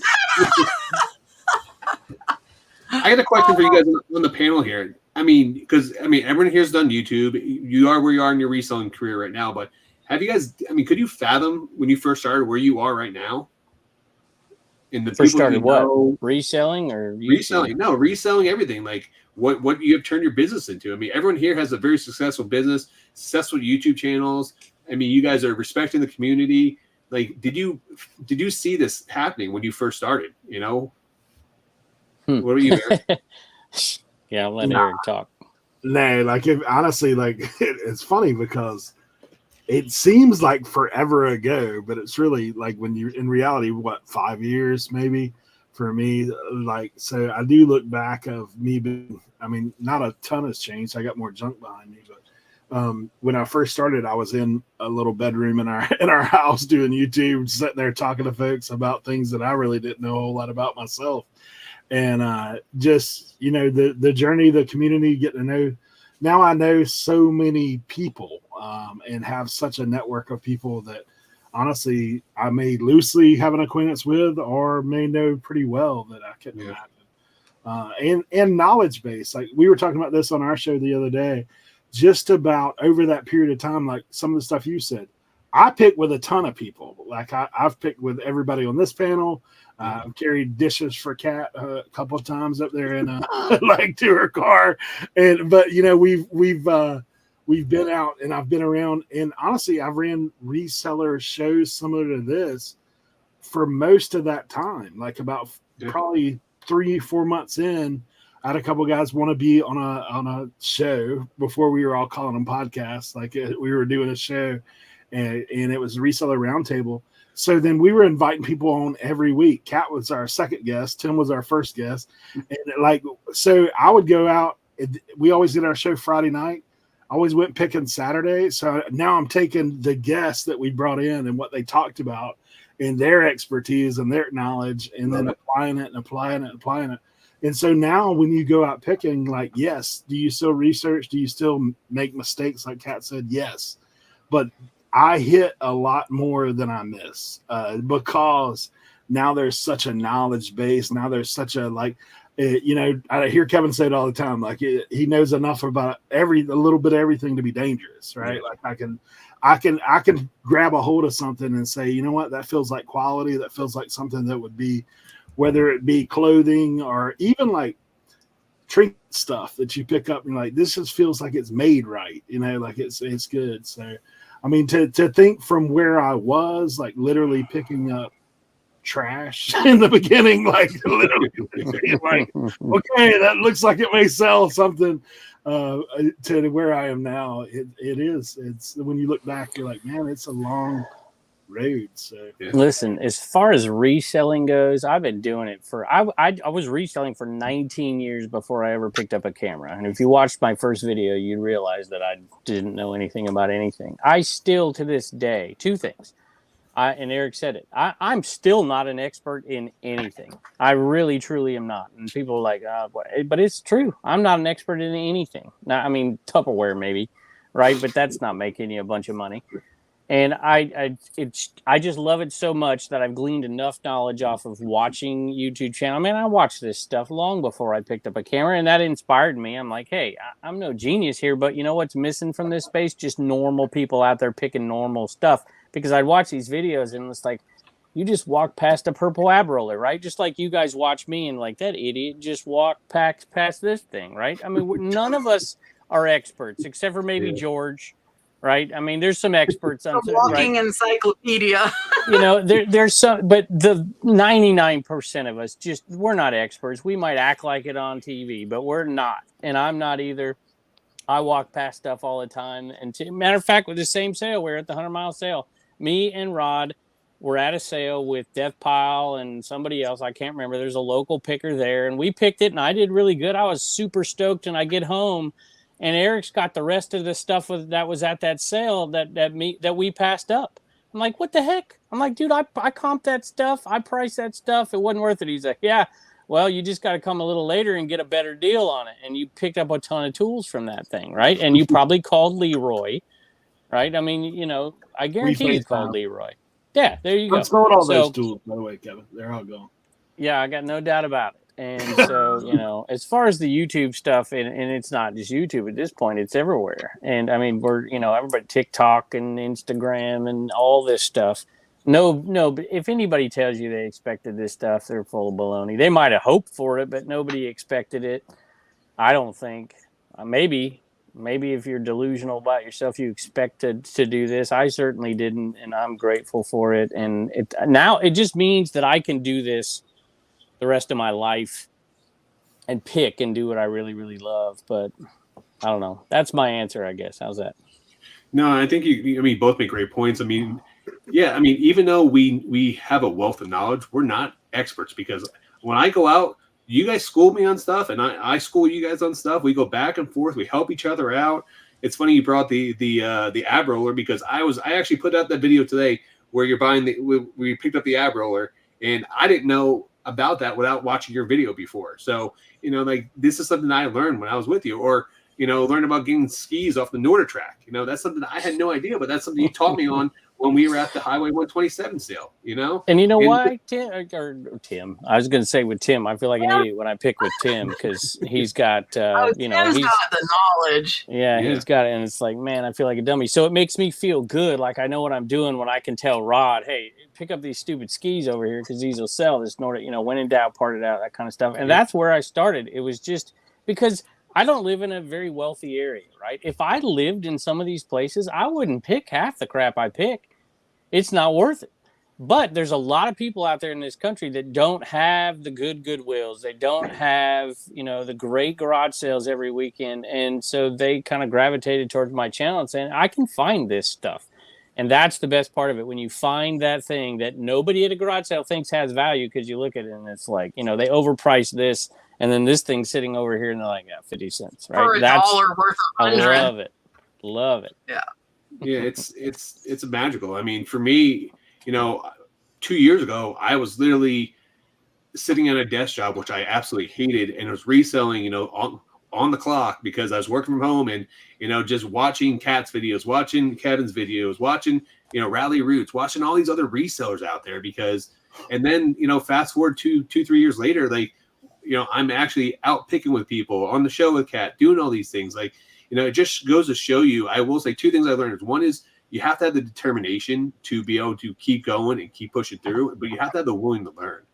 And I will say one thing that, you know, if people that want to get to the level that you guys are at and want to build the business of either YouTube or if it's just reselling, is you just got to keep learning, learn as much as possible. And the possibilities are endless. And not to mention, you have so many more options now than you ever have. And I would say the last thing I would my biggest takeaway from everything I learned is that it doesn't matter where I go now, I will always be able to source. And one of the biggest things I hate, and I hear, and I hear this all the time in the chat, oh, I don't have good stores here, I don't have this here. Like, Kevin's a prime example that, yeah, Kat, like, you live out in the woods. I do live out in the woods. But like, it's one of those things where, like, you guys still find ways to source. And it's Kat sources online. And like, I watched Kevin go to, he sends me a picture of his map. In a 50-mile radius, there's 4 yard sales, and they're 30 minutes apart from each other. But he's still coming back with a truck full of stuff, because, you know what? Instead of going to that yard sale for 5-10 minutes like I would in Florida, because I have so many more options to go to, he'll go to that one yard sale for 30 minutes, and he'll pick through, and he'll go through a second time and go through a third time before he leaves, because he has no other option. So I will say one thing I learned from this community is determination, and if there's a will, there's a way. And that's the biggest takeaway, man, from everybody. Yeah. So Scott says I live in a metroplex compared to him, and he has Yeah. more inventory than he can sell. But Yeah. Scott has built up connections. So I haven't done that locally. Scott has done that. Scott networks. People know him. They know he resells. They call him when they're cleaning out houses. So there are like so many ways. Getting back to Rod's original question, like if you told me this 5 years ago, I would be here. I would probably laugh at you, but I started day one on YouTube saying I was YouTube famous, like with 100 subscribers. And I really think if you have that mentality and keep pushing and put the work in, you will get there. And I'm All like, right. I'm YouTube famous with my 100 subscribers, you know? I can't let this go by without mentioning. I can't. Sorry, Kat. I can't. The first time I ever saw Kat, she was kissing up to Harry Tornado on one of his lives. I think that was the very first one. I know. And then all of a sudden she started. Can you see? I guess you can't see it in here. You see that map up there? You can barely see the bottom of it. You can barely see it. I sent Kevin a map made of license plates.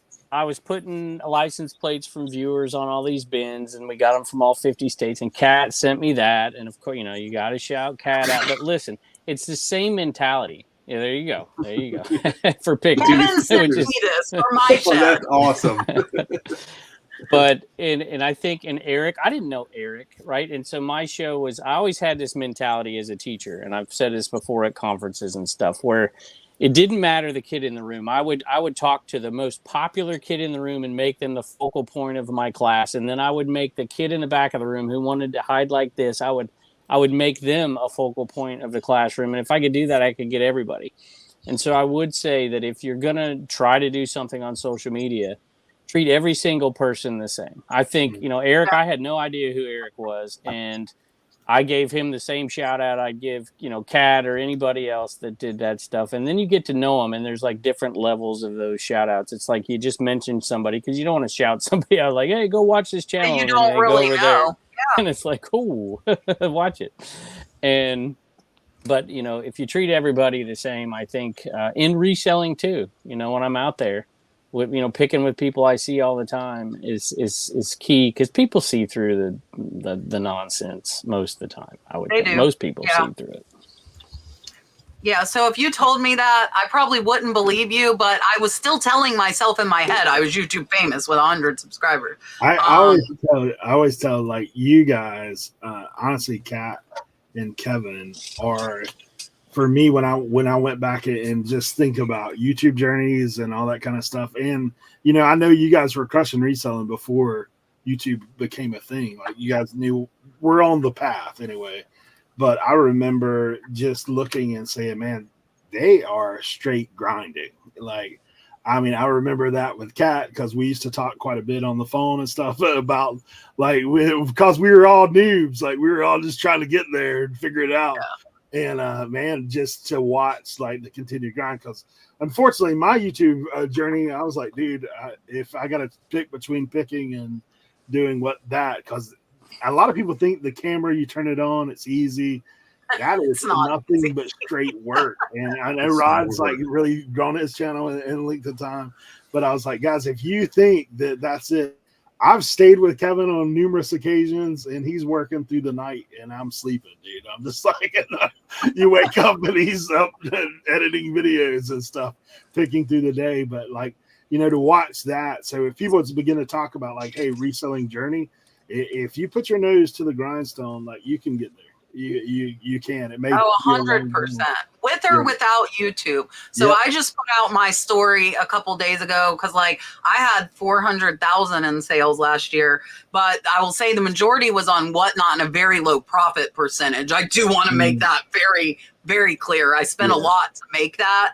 I only did like 140 on eBay, but, like, and I agree, like, Kevin and I don't remember if it was in Cincinnati or if it was in Phoenix, like, everybody's chit-chatting, and I was sitting on the couch sending out offers on my phone. Like, I am always working, guys. That's how I answer people so quick. Like, I'm always working.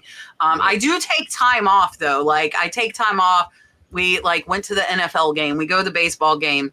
But 9 times out of 10, like I'm a workaholic. I've been a workaholic my whole life. Like I had 2 jobs at 15. So I started like, that's just me. Even when I was a nurse, I always had some side gig going. You know, I didn't necessarily need it financially. That's just me. Like I have to go, go, go, go, go. That's just who I am. And I think if you're go, go, go, go, go, and you're putting all this in, you're going to get something out, whether it's YouTube or reselling, you're going to get something. Hey, I want to add something else, and I know we're not doing the questions, but this stuff's important to me. So it was funny. Midwest Picker's in here, and he said that he sees his card here, Eric's card's over here.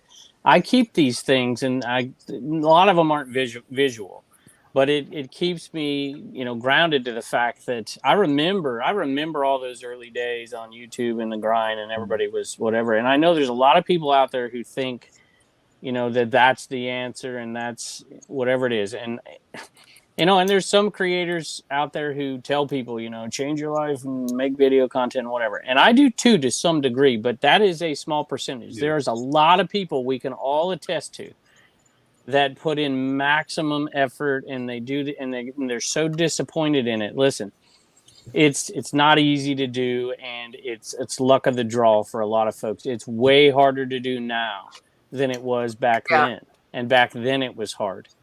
And you know, don't crucify yourself for not being able to do whatever. You know, if you love reselling, you don't have to make content. You just don't. No. It's not for everybody.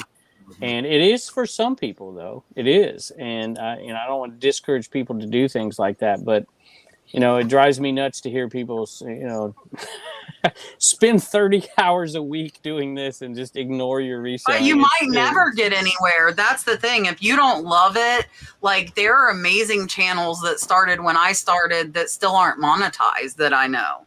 You know, I mean, it's a little bit of luck. Probably a lot of, I mean, I would say about half and half. Like I got lucky with one video. That's what blew my channel up, teacups, which everybody that knows me makes fun of me for the teacup video now. But that kind of catapulted me, and you might never get that lucky one viral video, right? Most of the people I know that have a high count of subs said they've had like 1 or 2 really, really viral videos that grew their channel. I want to put this up because I think this is an absolute lie.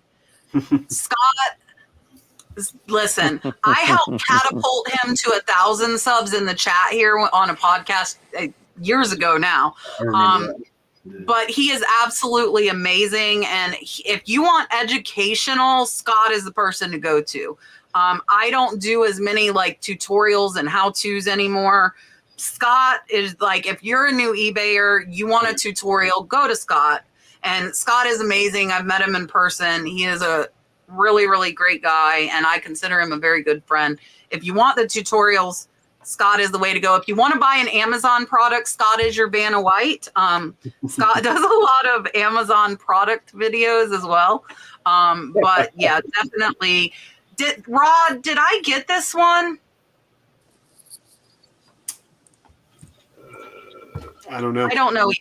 Well, Kathleen, I'm going to give you something, and then we have one more. So, Kevin, have you seen the Gator one with me? You want me to throw myself out? I don't think I have. Yeah, here you go. That's good.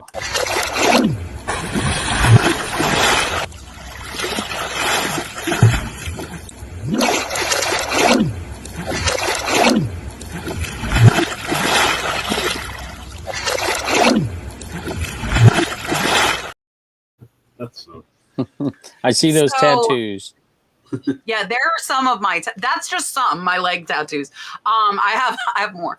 I was swimming in the springs in like cold weather. Like I went after the gym, so I was hot, and I got out, and literally 5 seconds later, that gator swam through there. So I was like, "Oh, look what happened!" Right after I was swimming in there. So Yvonne made that one as well and put it together for me because I never got as many views and comments from everybody telling me to stay out of the water. Guys, I'm a Floridian. I've grown up around. I'm not going to intentionally jump in next to a gator, but every single body of water in Florida, even little retention ponds, probably have gators. And I love swimming, and I'm going to keep, just like the ocean and sharks, guys. If you set foot on the beach, there's a shark in there.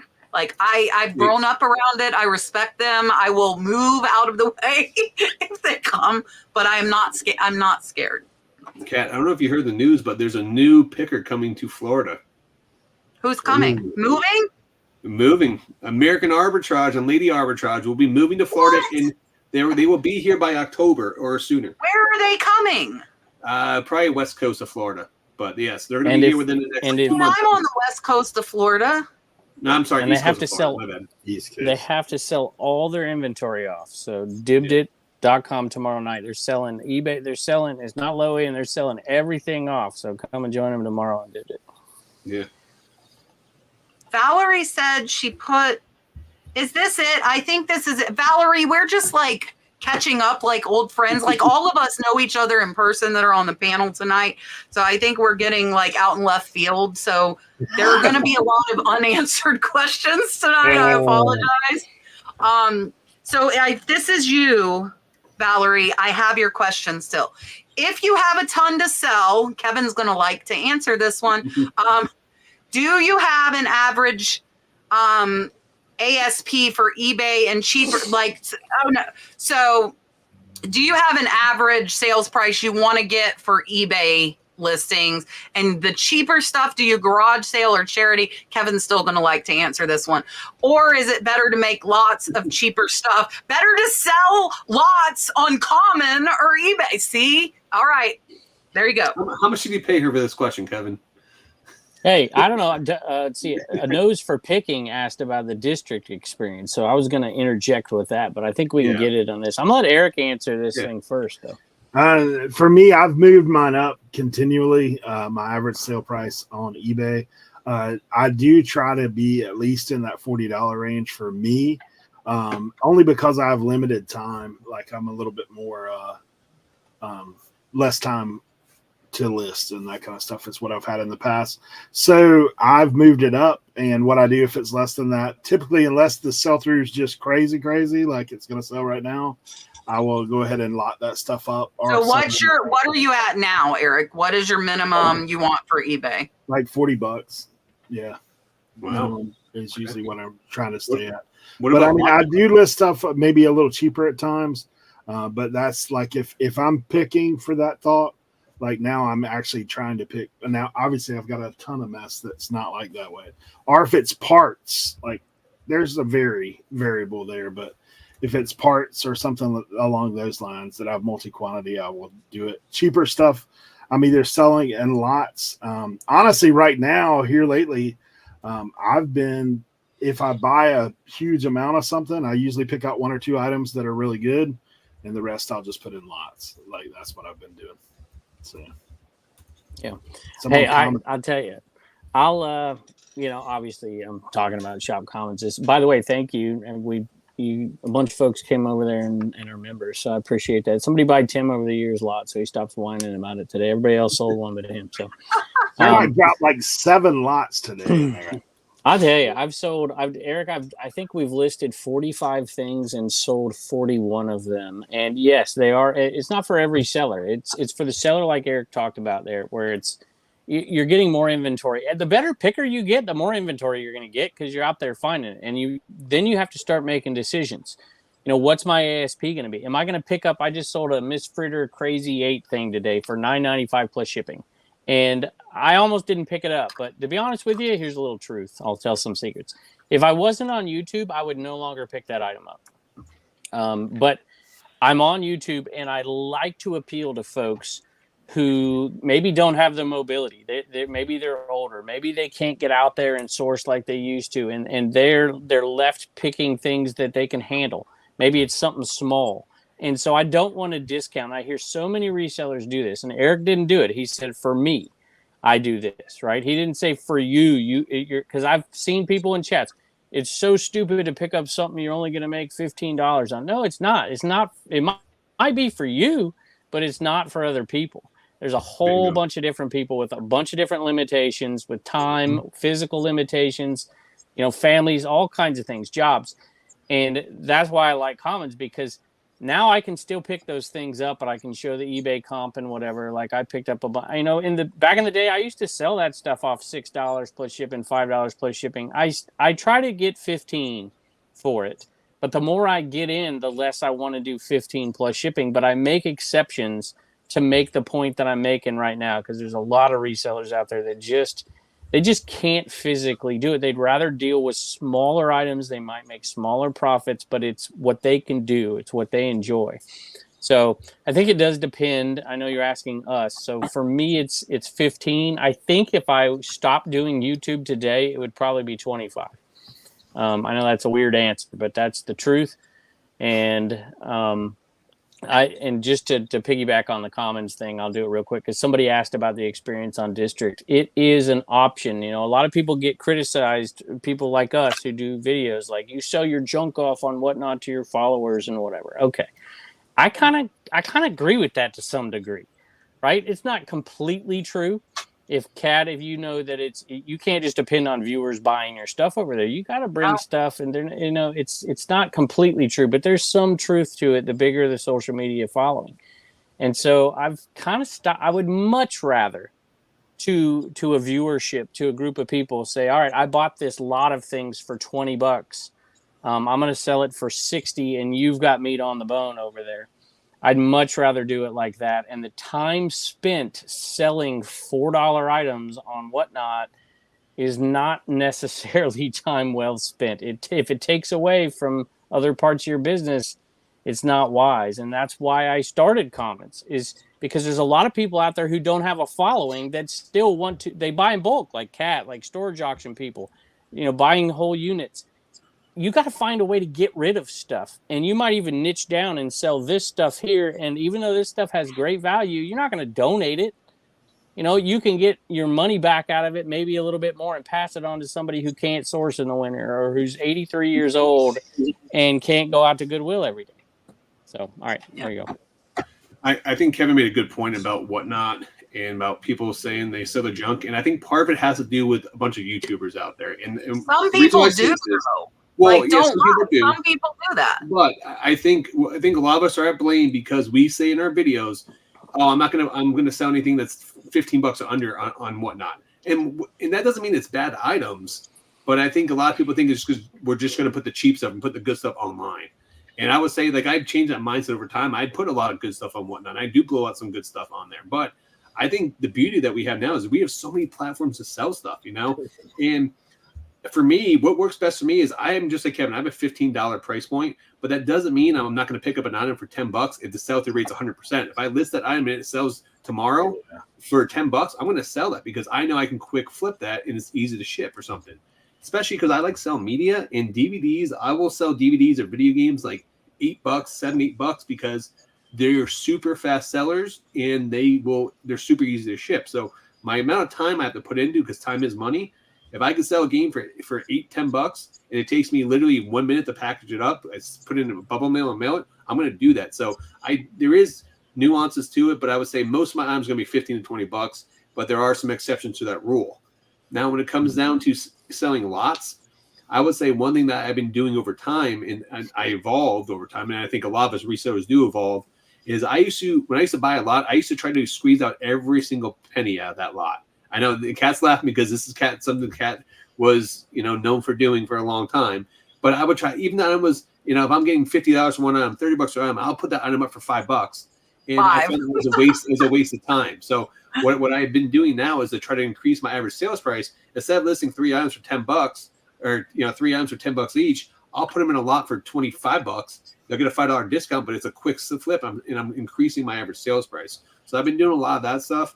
I will say, though, with options such as Whatnot and Commons, I'm able now to source differently than I ever have. Because, like, for example, in one of my videos recently, I bought a massive collection of CVS donated a ton of makeup to a church because they were just discontinuing it. And I bought out the entire collection at the church.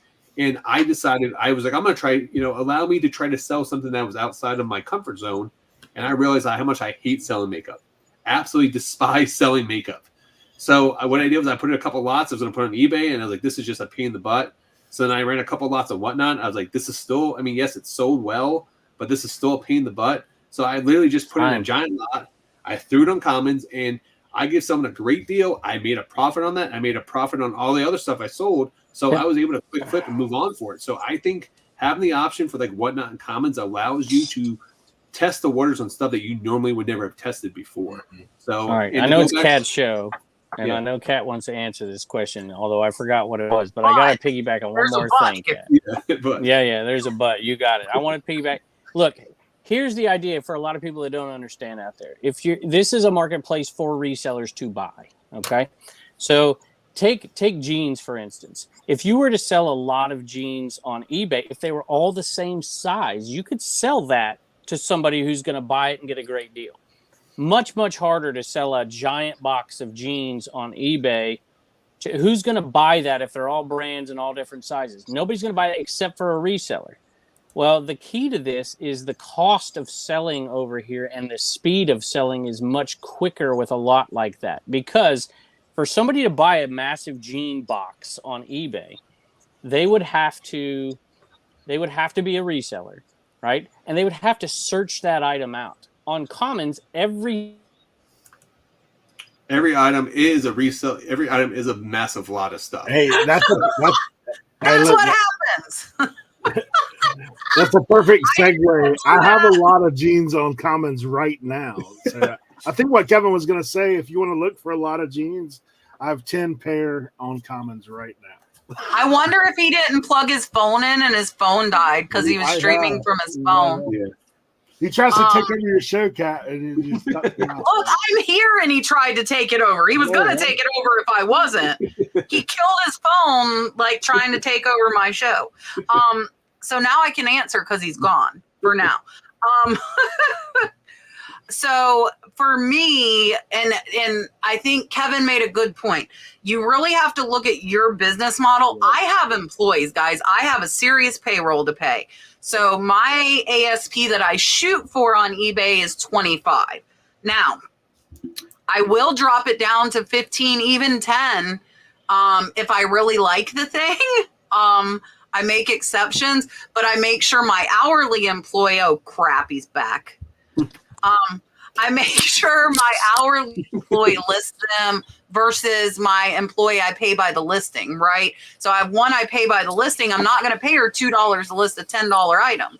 So for me, it's a lot different. So like what I want, and when I was by myself, like Rod said, I would love to pick up DVDs and $10 items, and I would list them because it's just me.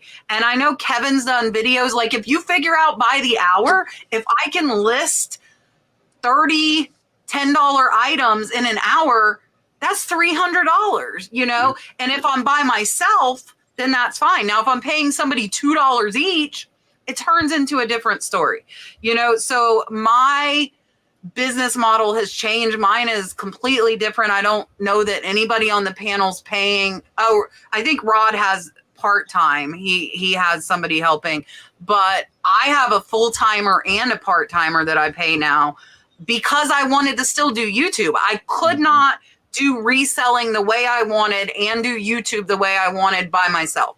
And I had to realize that, accept that, and I had to get help. So it was either lessen reselling, lessen YouTube, or hire somebody.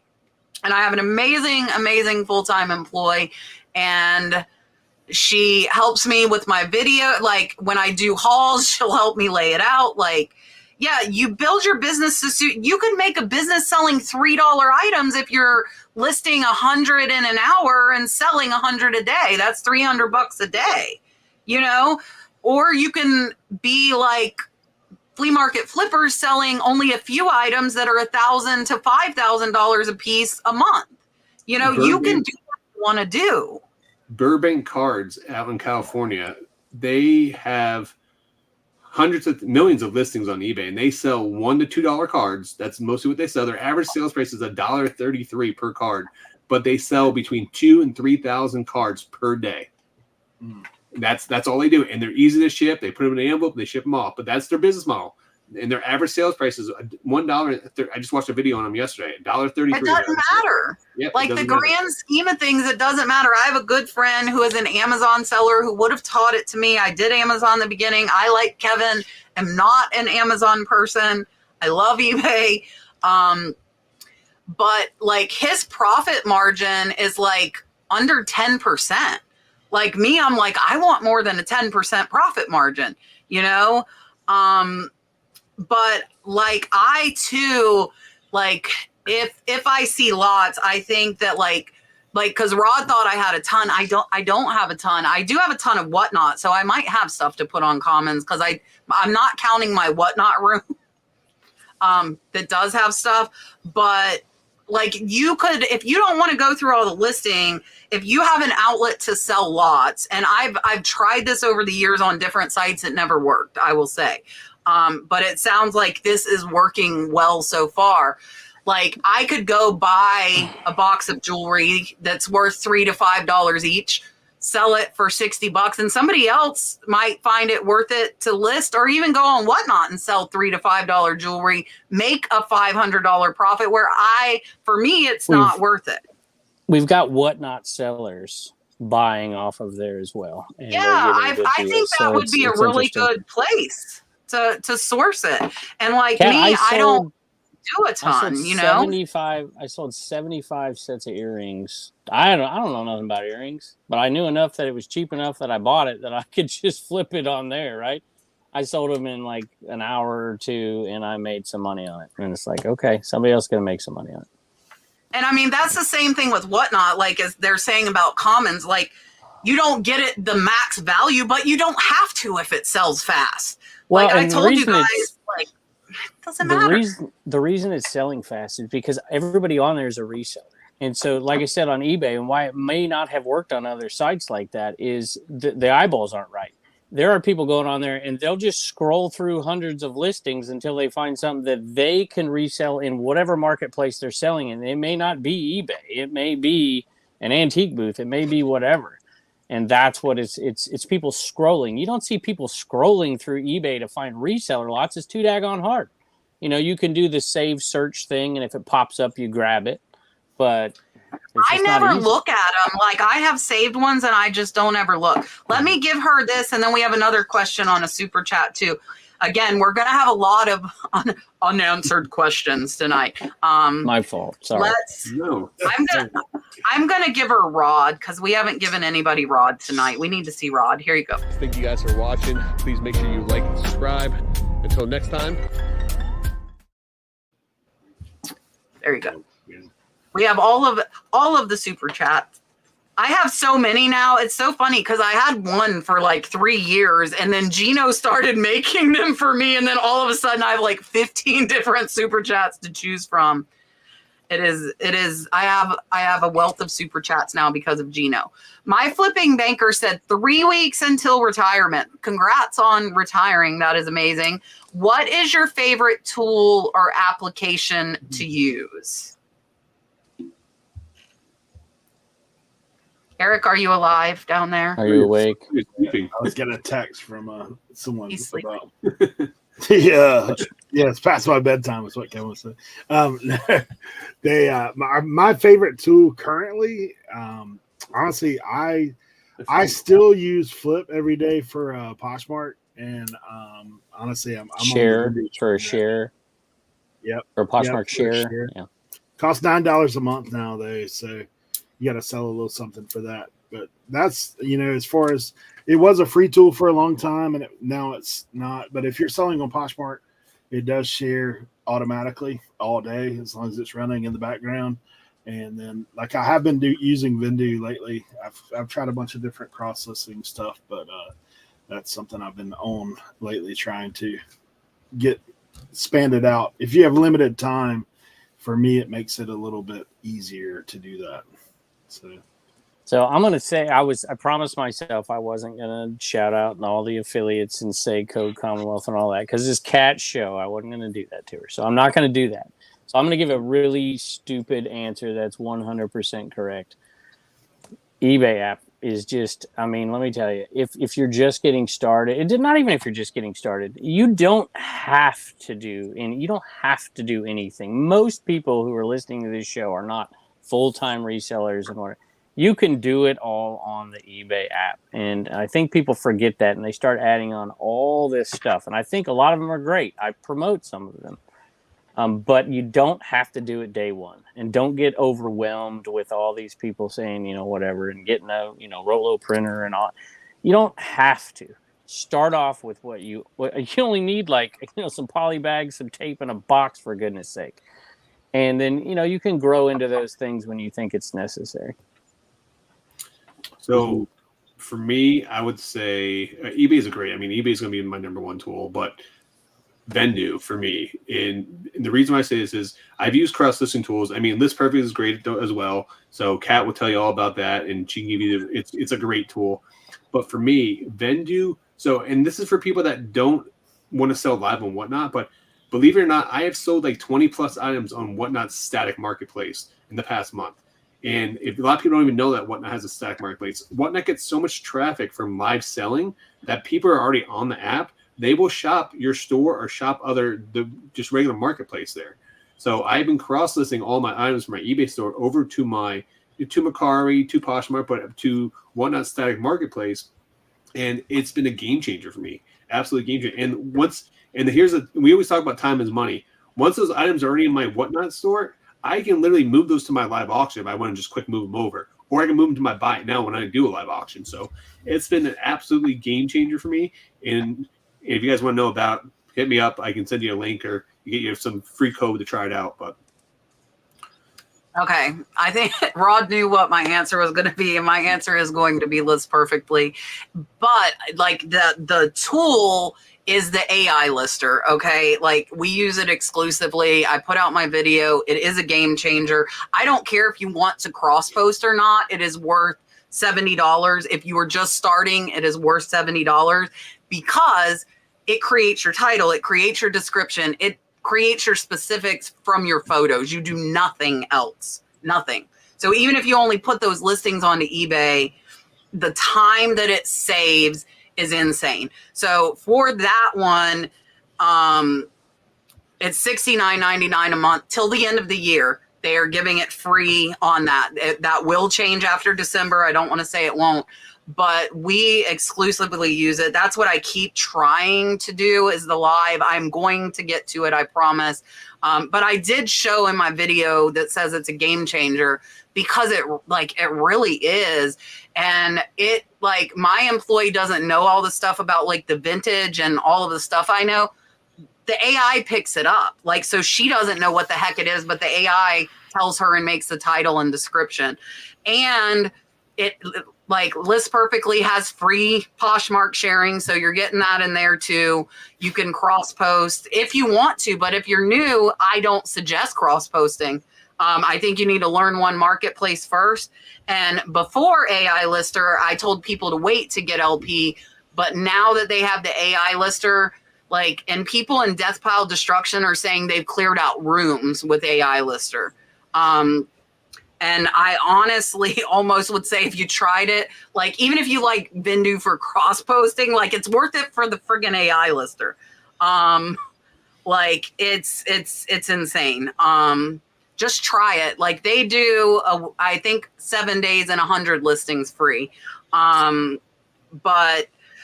it's just, they have photo room for free on there, integrated in. So, there's a lot of stuff you would not need if you use that. Biggest tool, get a separate bank account. That is number one. That is definitely number one. I agree with that. No doubt. But so for us, the way we run our business, it would take, I would say 5 times the amount of time that it takes now. All right. We're going to do a super chat and then we will answer one more question. We are leaving almost 40 questions in the bank tonight, guys. I am sorry. I think it has been an amazing chat though. I hope you guys, 488 of you have stayed here this long. I'm going to assume it's a good chat. What have we, we haven't given Yvonne's mermaids. You can have Yvonne's mermaids, not the Kevin mermaid.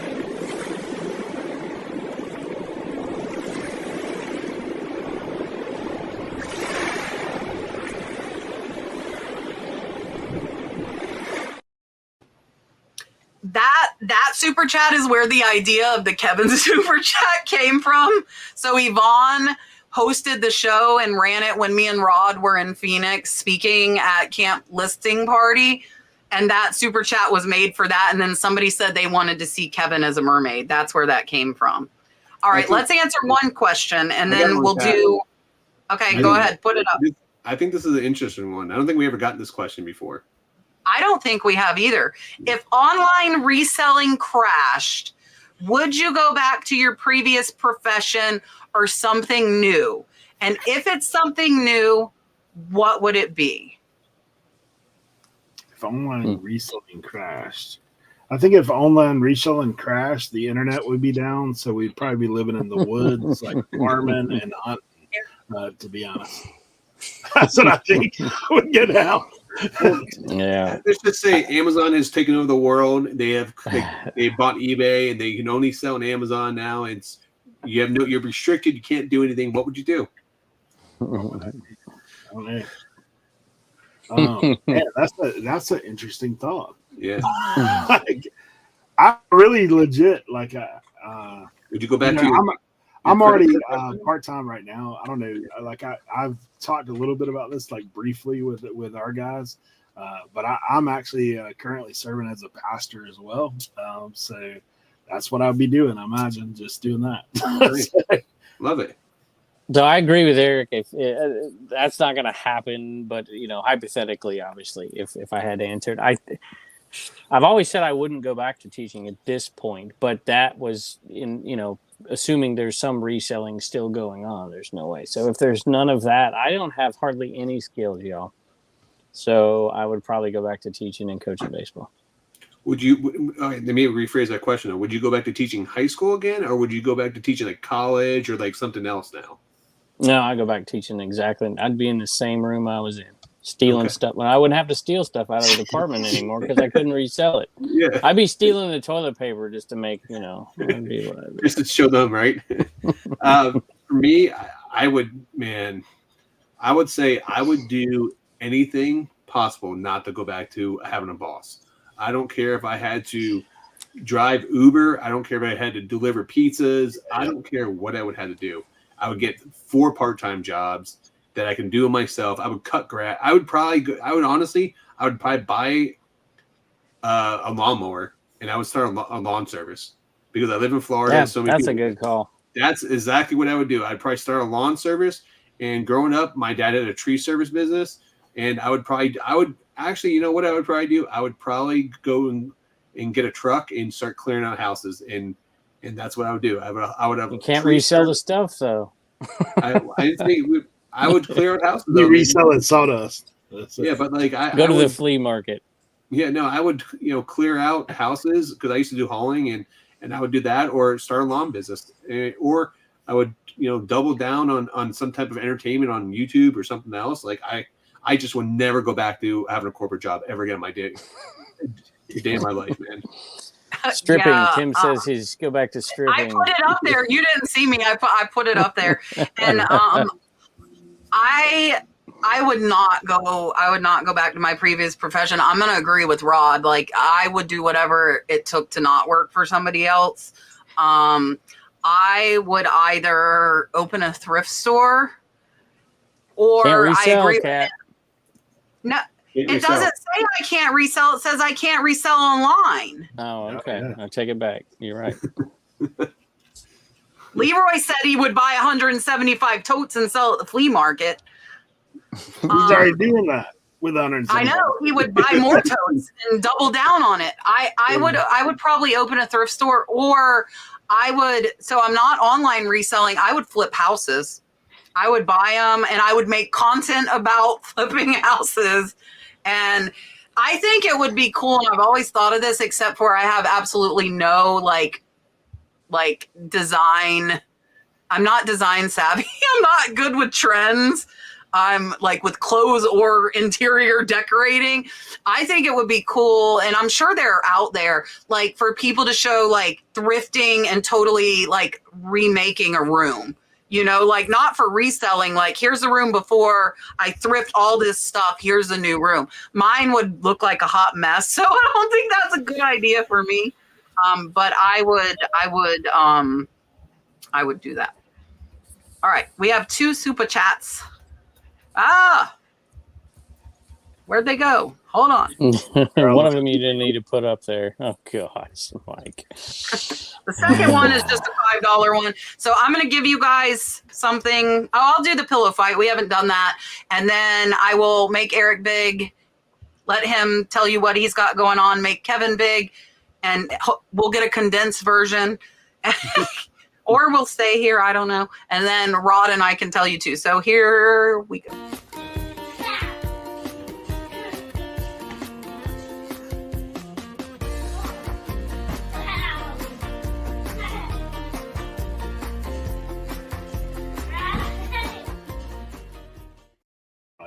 He was so little then. He's so much bigger now. Brooke has been helping me so much. So the family that we've been helping, like today I had to pick the girls up from school. That was a different experience for me, buckling 3 kids in the back of my seat. The mom is still on hospice, but she was in the hospital. So the grandmother asked me if I could pick them up. And I'm like, is the school going to let me? But the school knew I was helping them. So sure enough, here they come ushering me out 3 kids. And I'm like, I don't have a minivan. I might need a minivan if I keep helping them. And Brooke has been helping me because it's like, whoa, you know, like Kevin is used to 3 kids. My kids were grown when I added the 3rd kid. So I really only had like 1 little kid, but having 3 little, I'm like spinning with these 3 little kids running around my house. So I'm still, it's kind of overwhelming to me, but I'm happy to be able to help them and happy Brooke is helping me with that. So I'm going to make Eric big. Kevin, here is Eric. All right, guys. Hey, obviously, Kat, we appreciate you and Rod having us on tonight. And wanted to shout out to my guys at Reseller Information Network, Tim over the years, Cernox Connection, and Leroy. And Leroy, I told you I would promote your Mr. Sparky tonight. So, guys, if you go to One Stop Shop, you can find Mr. Sparky in there. Leroy is actually doing. We came up with this idea of doing basically a blood, sweat, and cell mascot. And so Leroy has all these insulators and he has them for sale there on One Stop Shop. And what he's doing, a portion of the proceeds goes to St. Jude's. His daughter's been at St. Jude's on numerous occasions with some health stuff. So portion goes to them. And the other thing is design your own mascot for Leroy. We're having a contest, ends October 1st. If you buy one, he'll send your entry into his Instagram, and we're going to vote on it after October 1st, announce 3 winners, and hopefully come up with a new mascot for Blood, Sweat, and Cell. Perfect. All right, Kevin. So I'm not going to just shout out everything. I'm not. I think people got enough of that. So I'm just going to do 2 things. One, I want to mention one thing for there's been a bunch of people that have become members at Shop Commons. So thank you. And then there's been a bunch of applications. So I'll give you a hack if you do want to apply, because I reject way more people than I accept. And the one hack is when you apply, if you want to sell over there, and there's already been some, so you'll probably get rejected. If you want to apply, read the community guidelines first, and then watch the video that's attached on my Garage Sale Nation channel right there. You can do Garage Sale Nation Commons. If you watch that video, you'll understand the requirements, including video requirement, and you'll understand all that. If you put that in your application, like, hey, I watched this video, I read these things, this is what I'd like to sell, this is why I'm a good fit, you will stand a far better chance of being accepted as a seller, because you kind of got to get it. Not everybody's right for this, right? Just because, how much inventory do you get? And then I want to also just say thank you to everybody out there I recognize so many of these names. I can't tell you how overwhelmed with the support for 5 years now from all of these folks on this show, in this chat. There's so many people I want to thank, and I'm just so grateful to be where I'm at and be able to resell every day. And instead of going to that classroom, which I loved, but instead of going to that, and big thank you to her. See, this is probably a 4-year-old card. Yay! Probably a 4-year-old card. It's been sitting here for a long, long time. So thank you for all you did in the chat today. I'm gonna get her link up for you guys as well. Marsha is making videos again.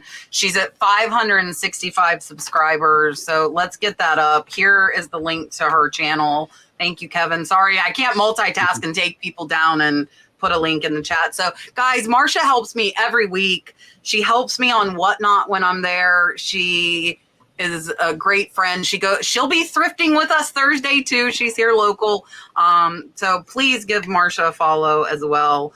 Rod, what's going on? What's coming up, my friend?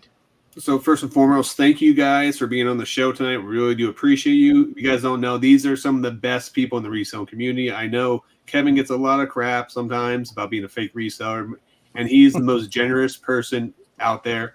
So I have to throw it out there, even though I bust your balls a lot. I will say that and give you a hard time, but I love you, buddy. And the Reselling Information Network, man, those guys are absolutely amazing. So go on Tuesday morning, sit in there and watch and talk with those guys because they are so helpful, and I watch them help everyone all the time in there. So make sure you guys go check them out. As for me, I dropped a brand new video today from the Highway 127 sale. You can see the Commonwealth pickers in that one, J-Ride flips as well. And then tomorrow I will be dropping a new video on my Picking and Punching card channel. So go check that out. If you guys like opening cards, or if you guys like movies, cards or stuff from your childhood, I open packs daily on there. So go check it out. Yeah, so I'm hoping maybe next week to get back to live selling. Hopefully this weekend I will do the live listing. I know a lot of you have emailed me about it. I am still doing it. I just got to figure out a good time. I also... What am I doing tomorrow? I think I'm putting out a high dollar what sold video tomorrow. So all $50 and higher sales, which we're having more and more of as I bumped up my ASP. And then Thursday, I'm going thrifting with Elena, Treasure Diva Thrifts, and Marsha. And my best friend from high school is going to drive 3 hours over from Daytona. So I'm super excited. So there's going to be 4 of us thrifting. And yeah, I think that is it for me. I really appreciate Eric coming back on. Kevin finally, after like a year of asking him, I gave up. So I left him alone. So Rod and Eric convinced him to come on. So I appreciate Kevin coming on. Thank you all in the chat. I do see that last super chat, Miss Judy. Thank you so much. And all of you in the chat, we appreciate you. I agree with Kevin. We wouldn't be where we are without you guys. And it means a lot to us. It really, really does. And thank you for being here. And next week, Rod, do you know off the top of your head who's here? I got it. Well, we kind of know. It will definitely be Justin Resells. That's all we know right now. Oh yeah, I forget who else. Hey, go support. I got to throw one more in. Go support Don and Carrie selling all their inventory on Digit.com tomorrow night, 8 o'clock. Yeah. It's really important, guys. They are going to be moving. They're going to be moving. So let's help them out and go support them. Go buy something, or at least go join the chat and give them more support. And it's on. Do we know a time? At 8 o'clock. Kat, I also didn't thank you for having me on, so I'm sorry. I got to thank you. I appreciate it. It's okay. All right, guys. Thank you guys so much. We'll see you next week. Bye, guys. Bye.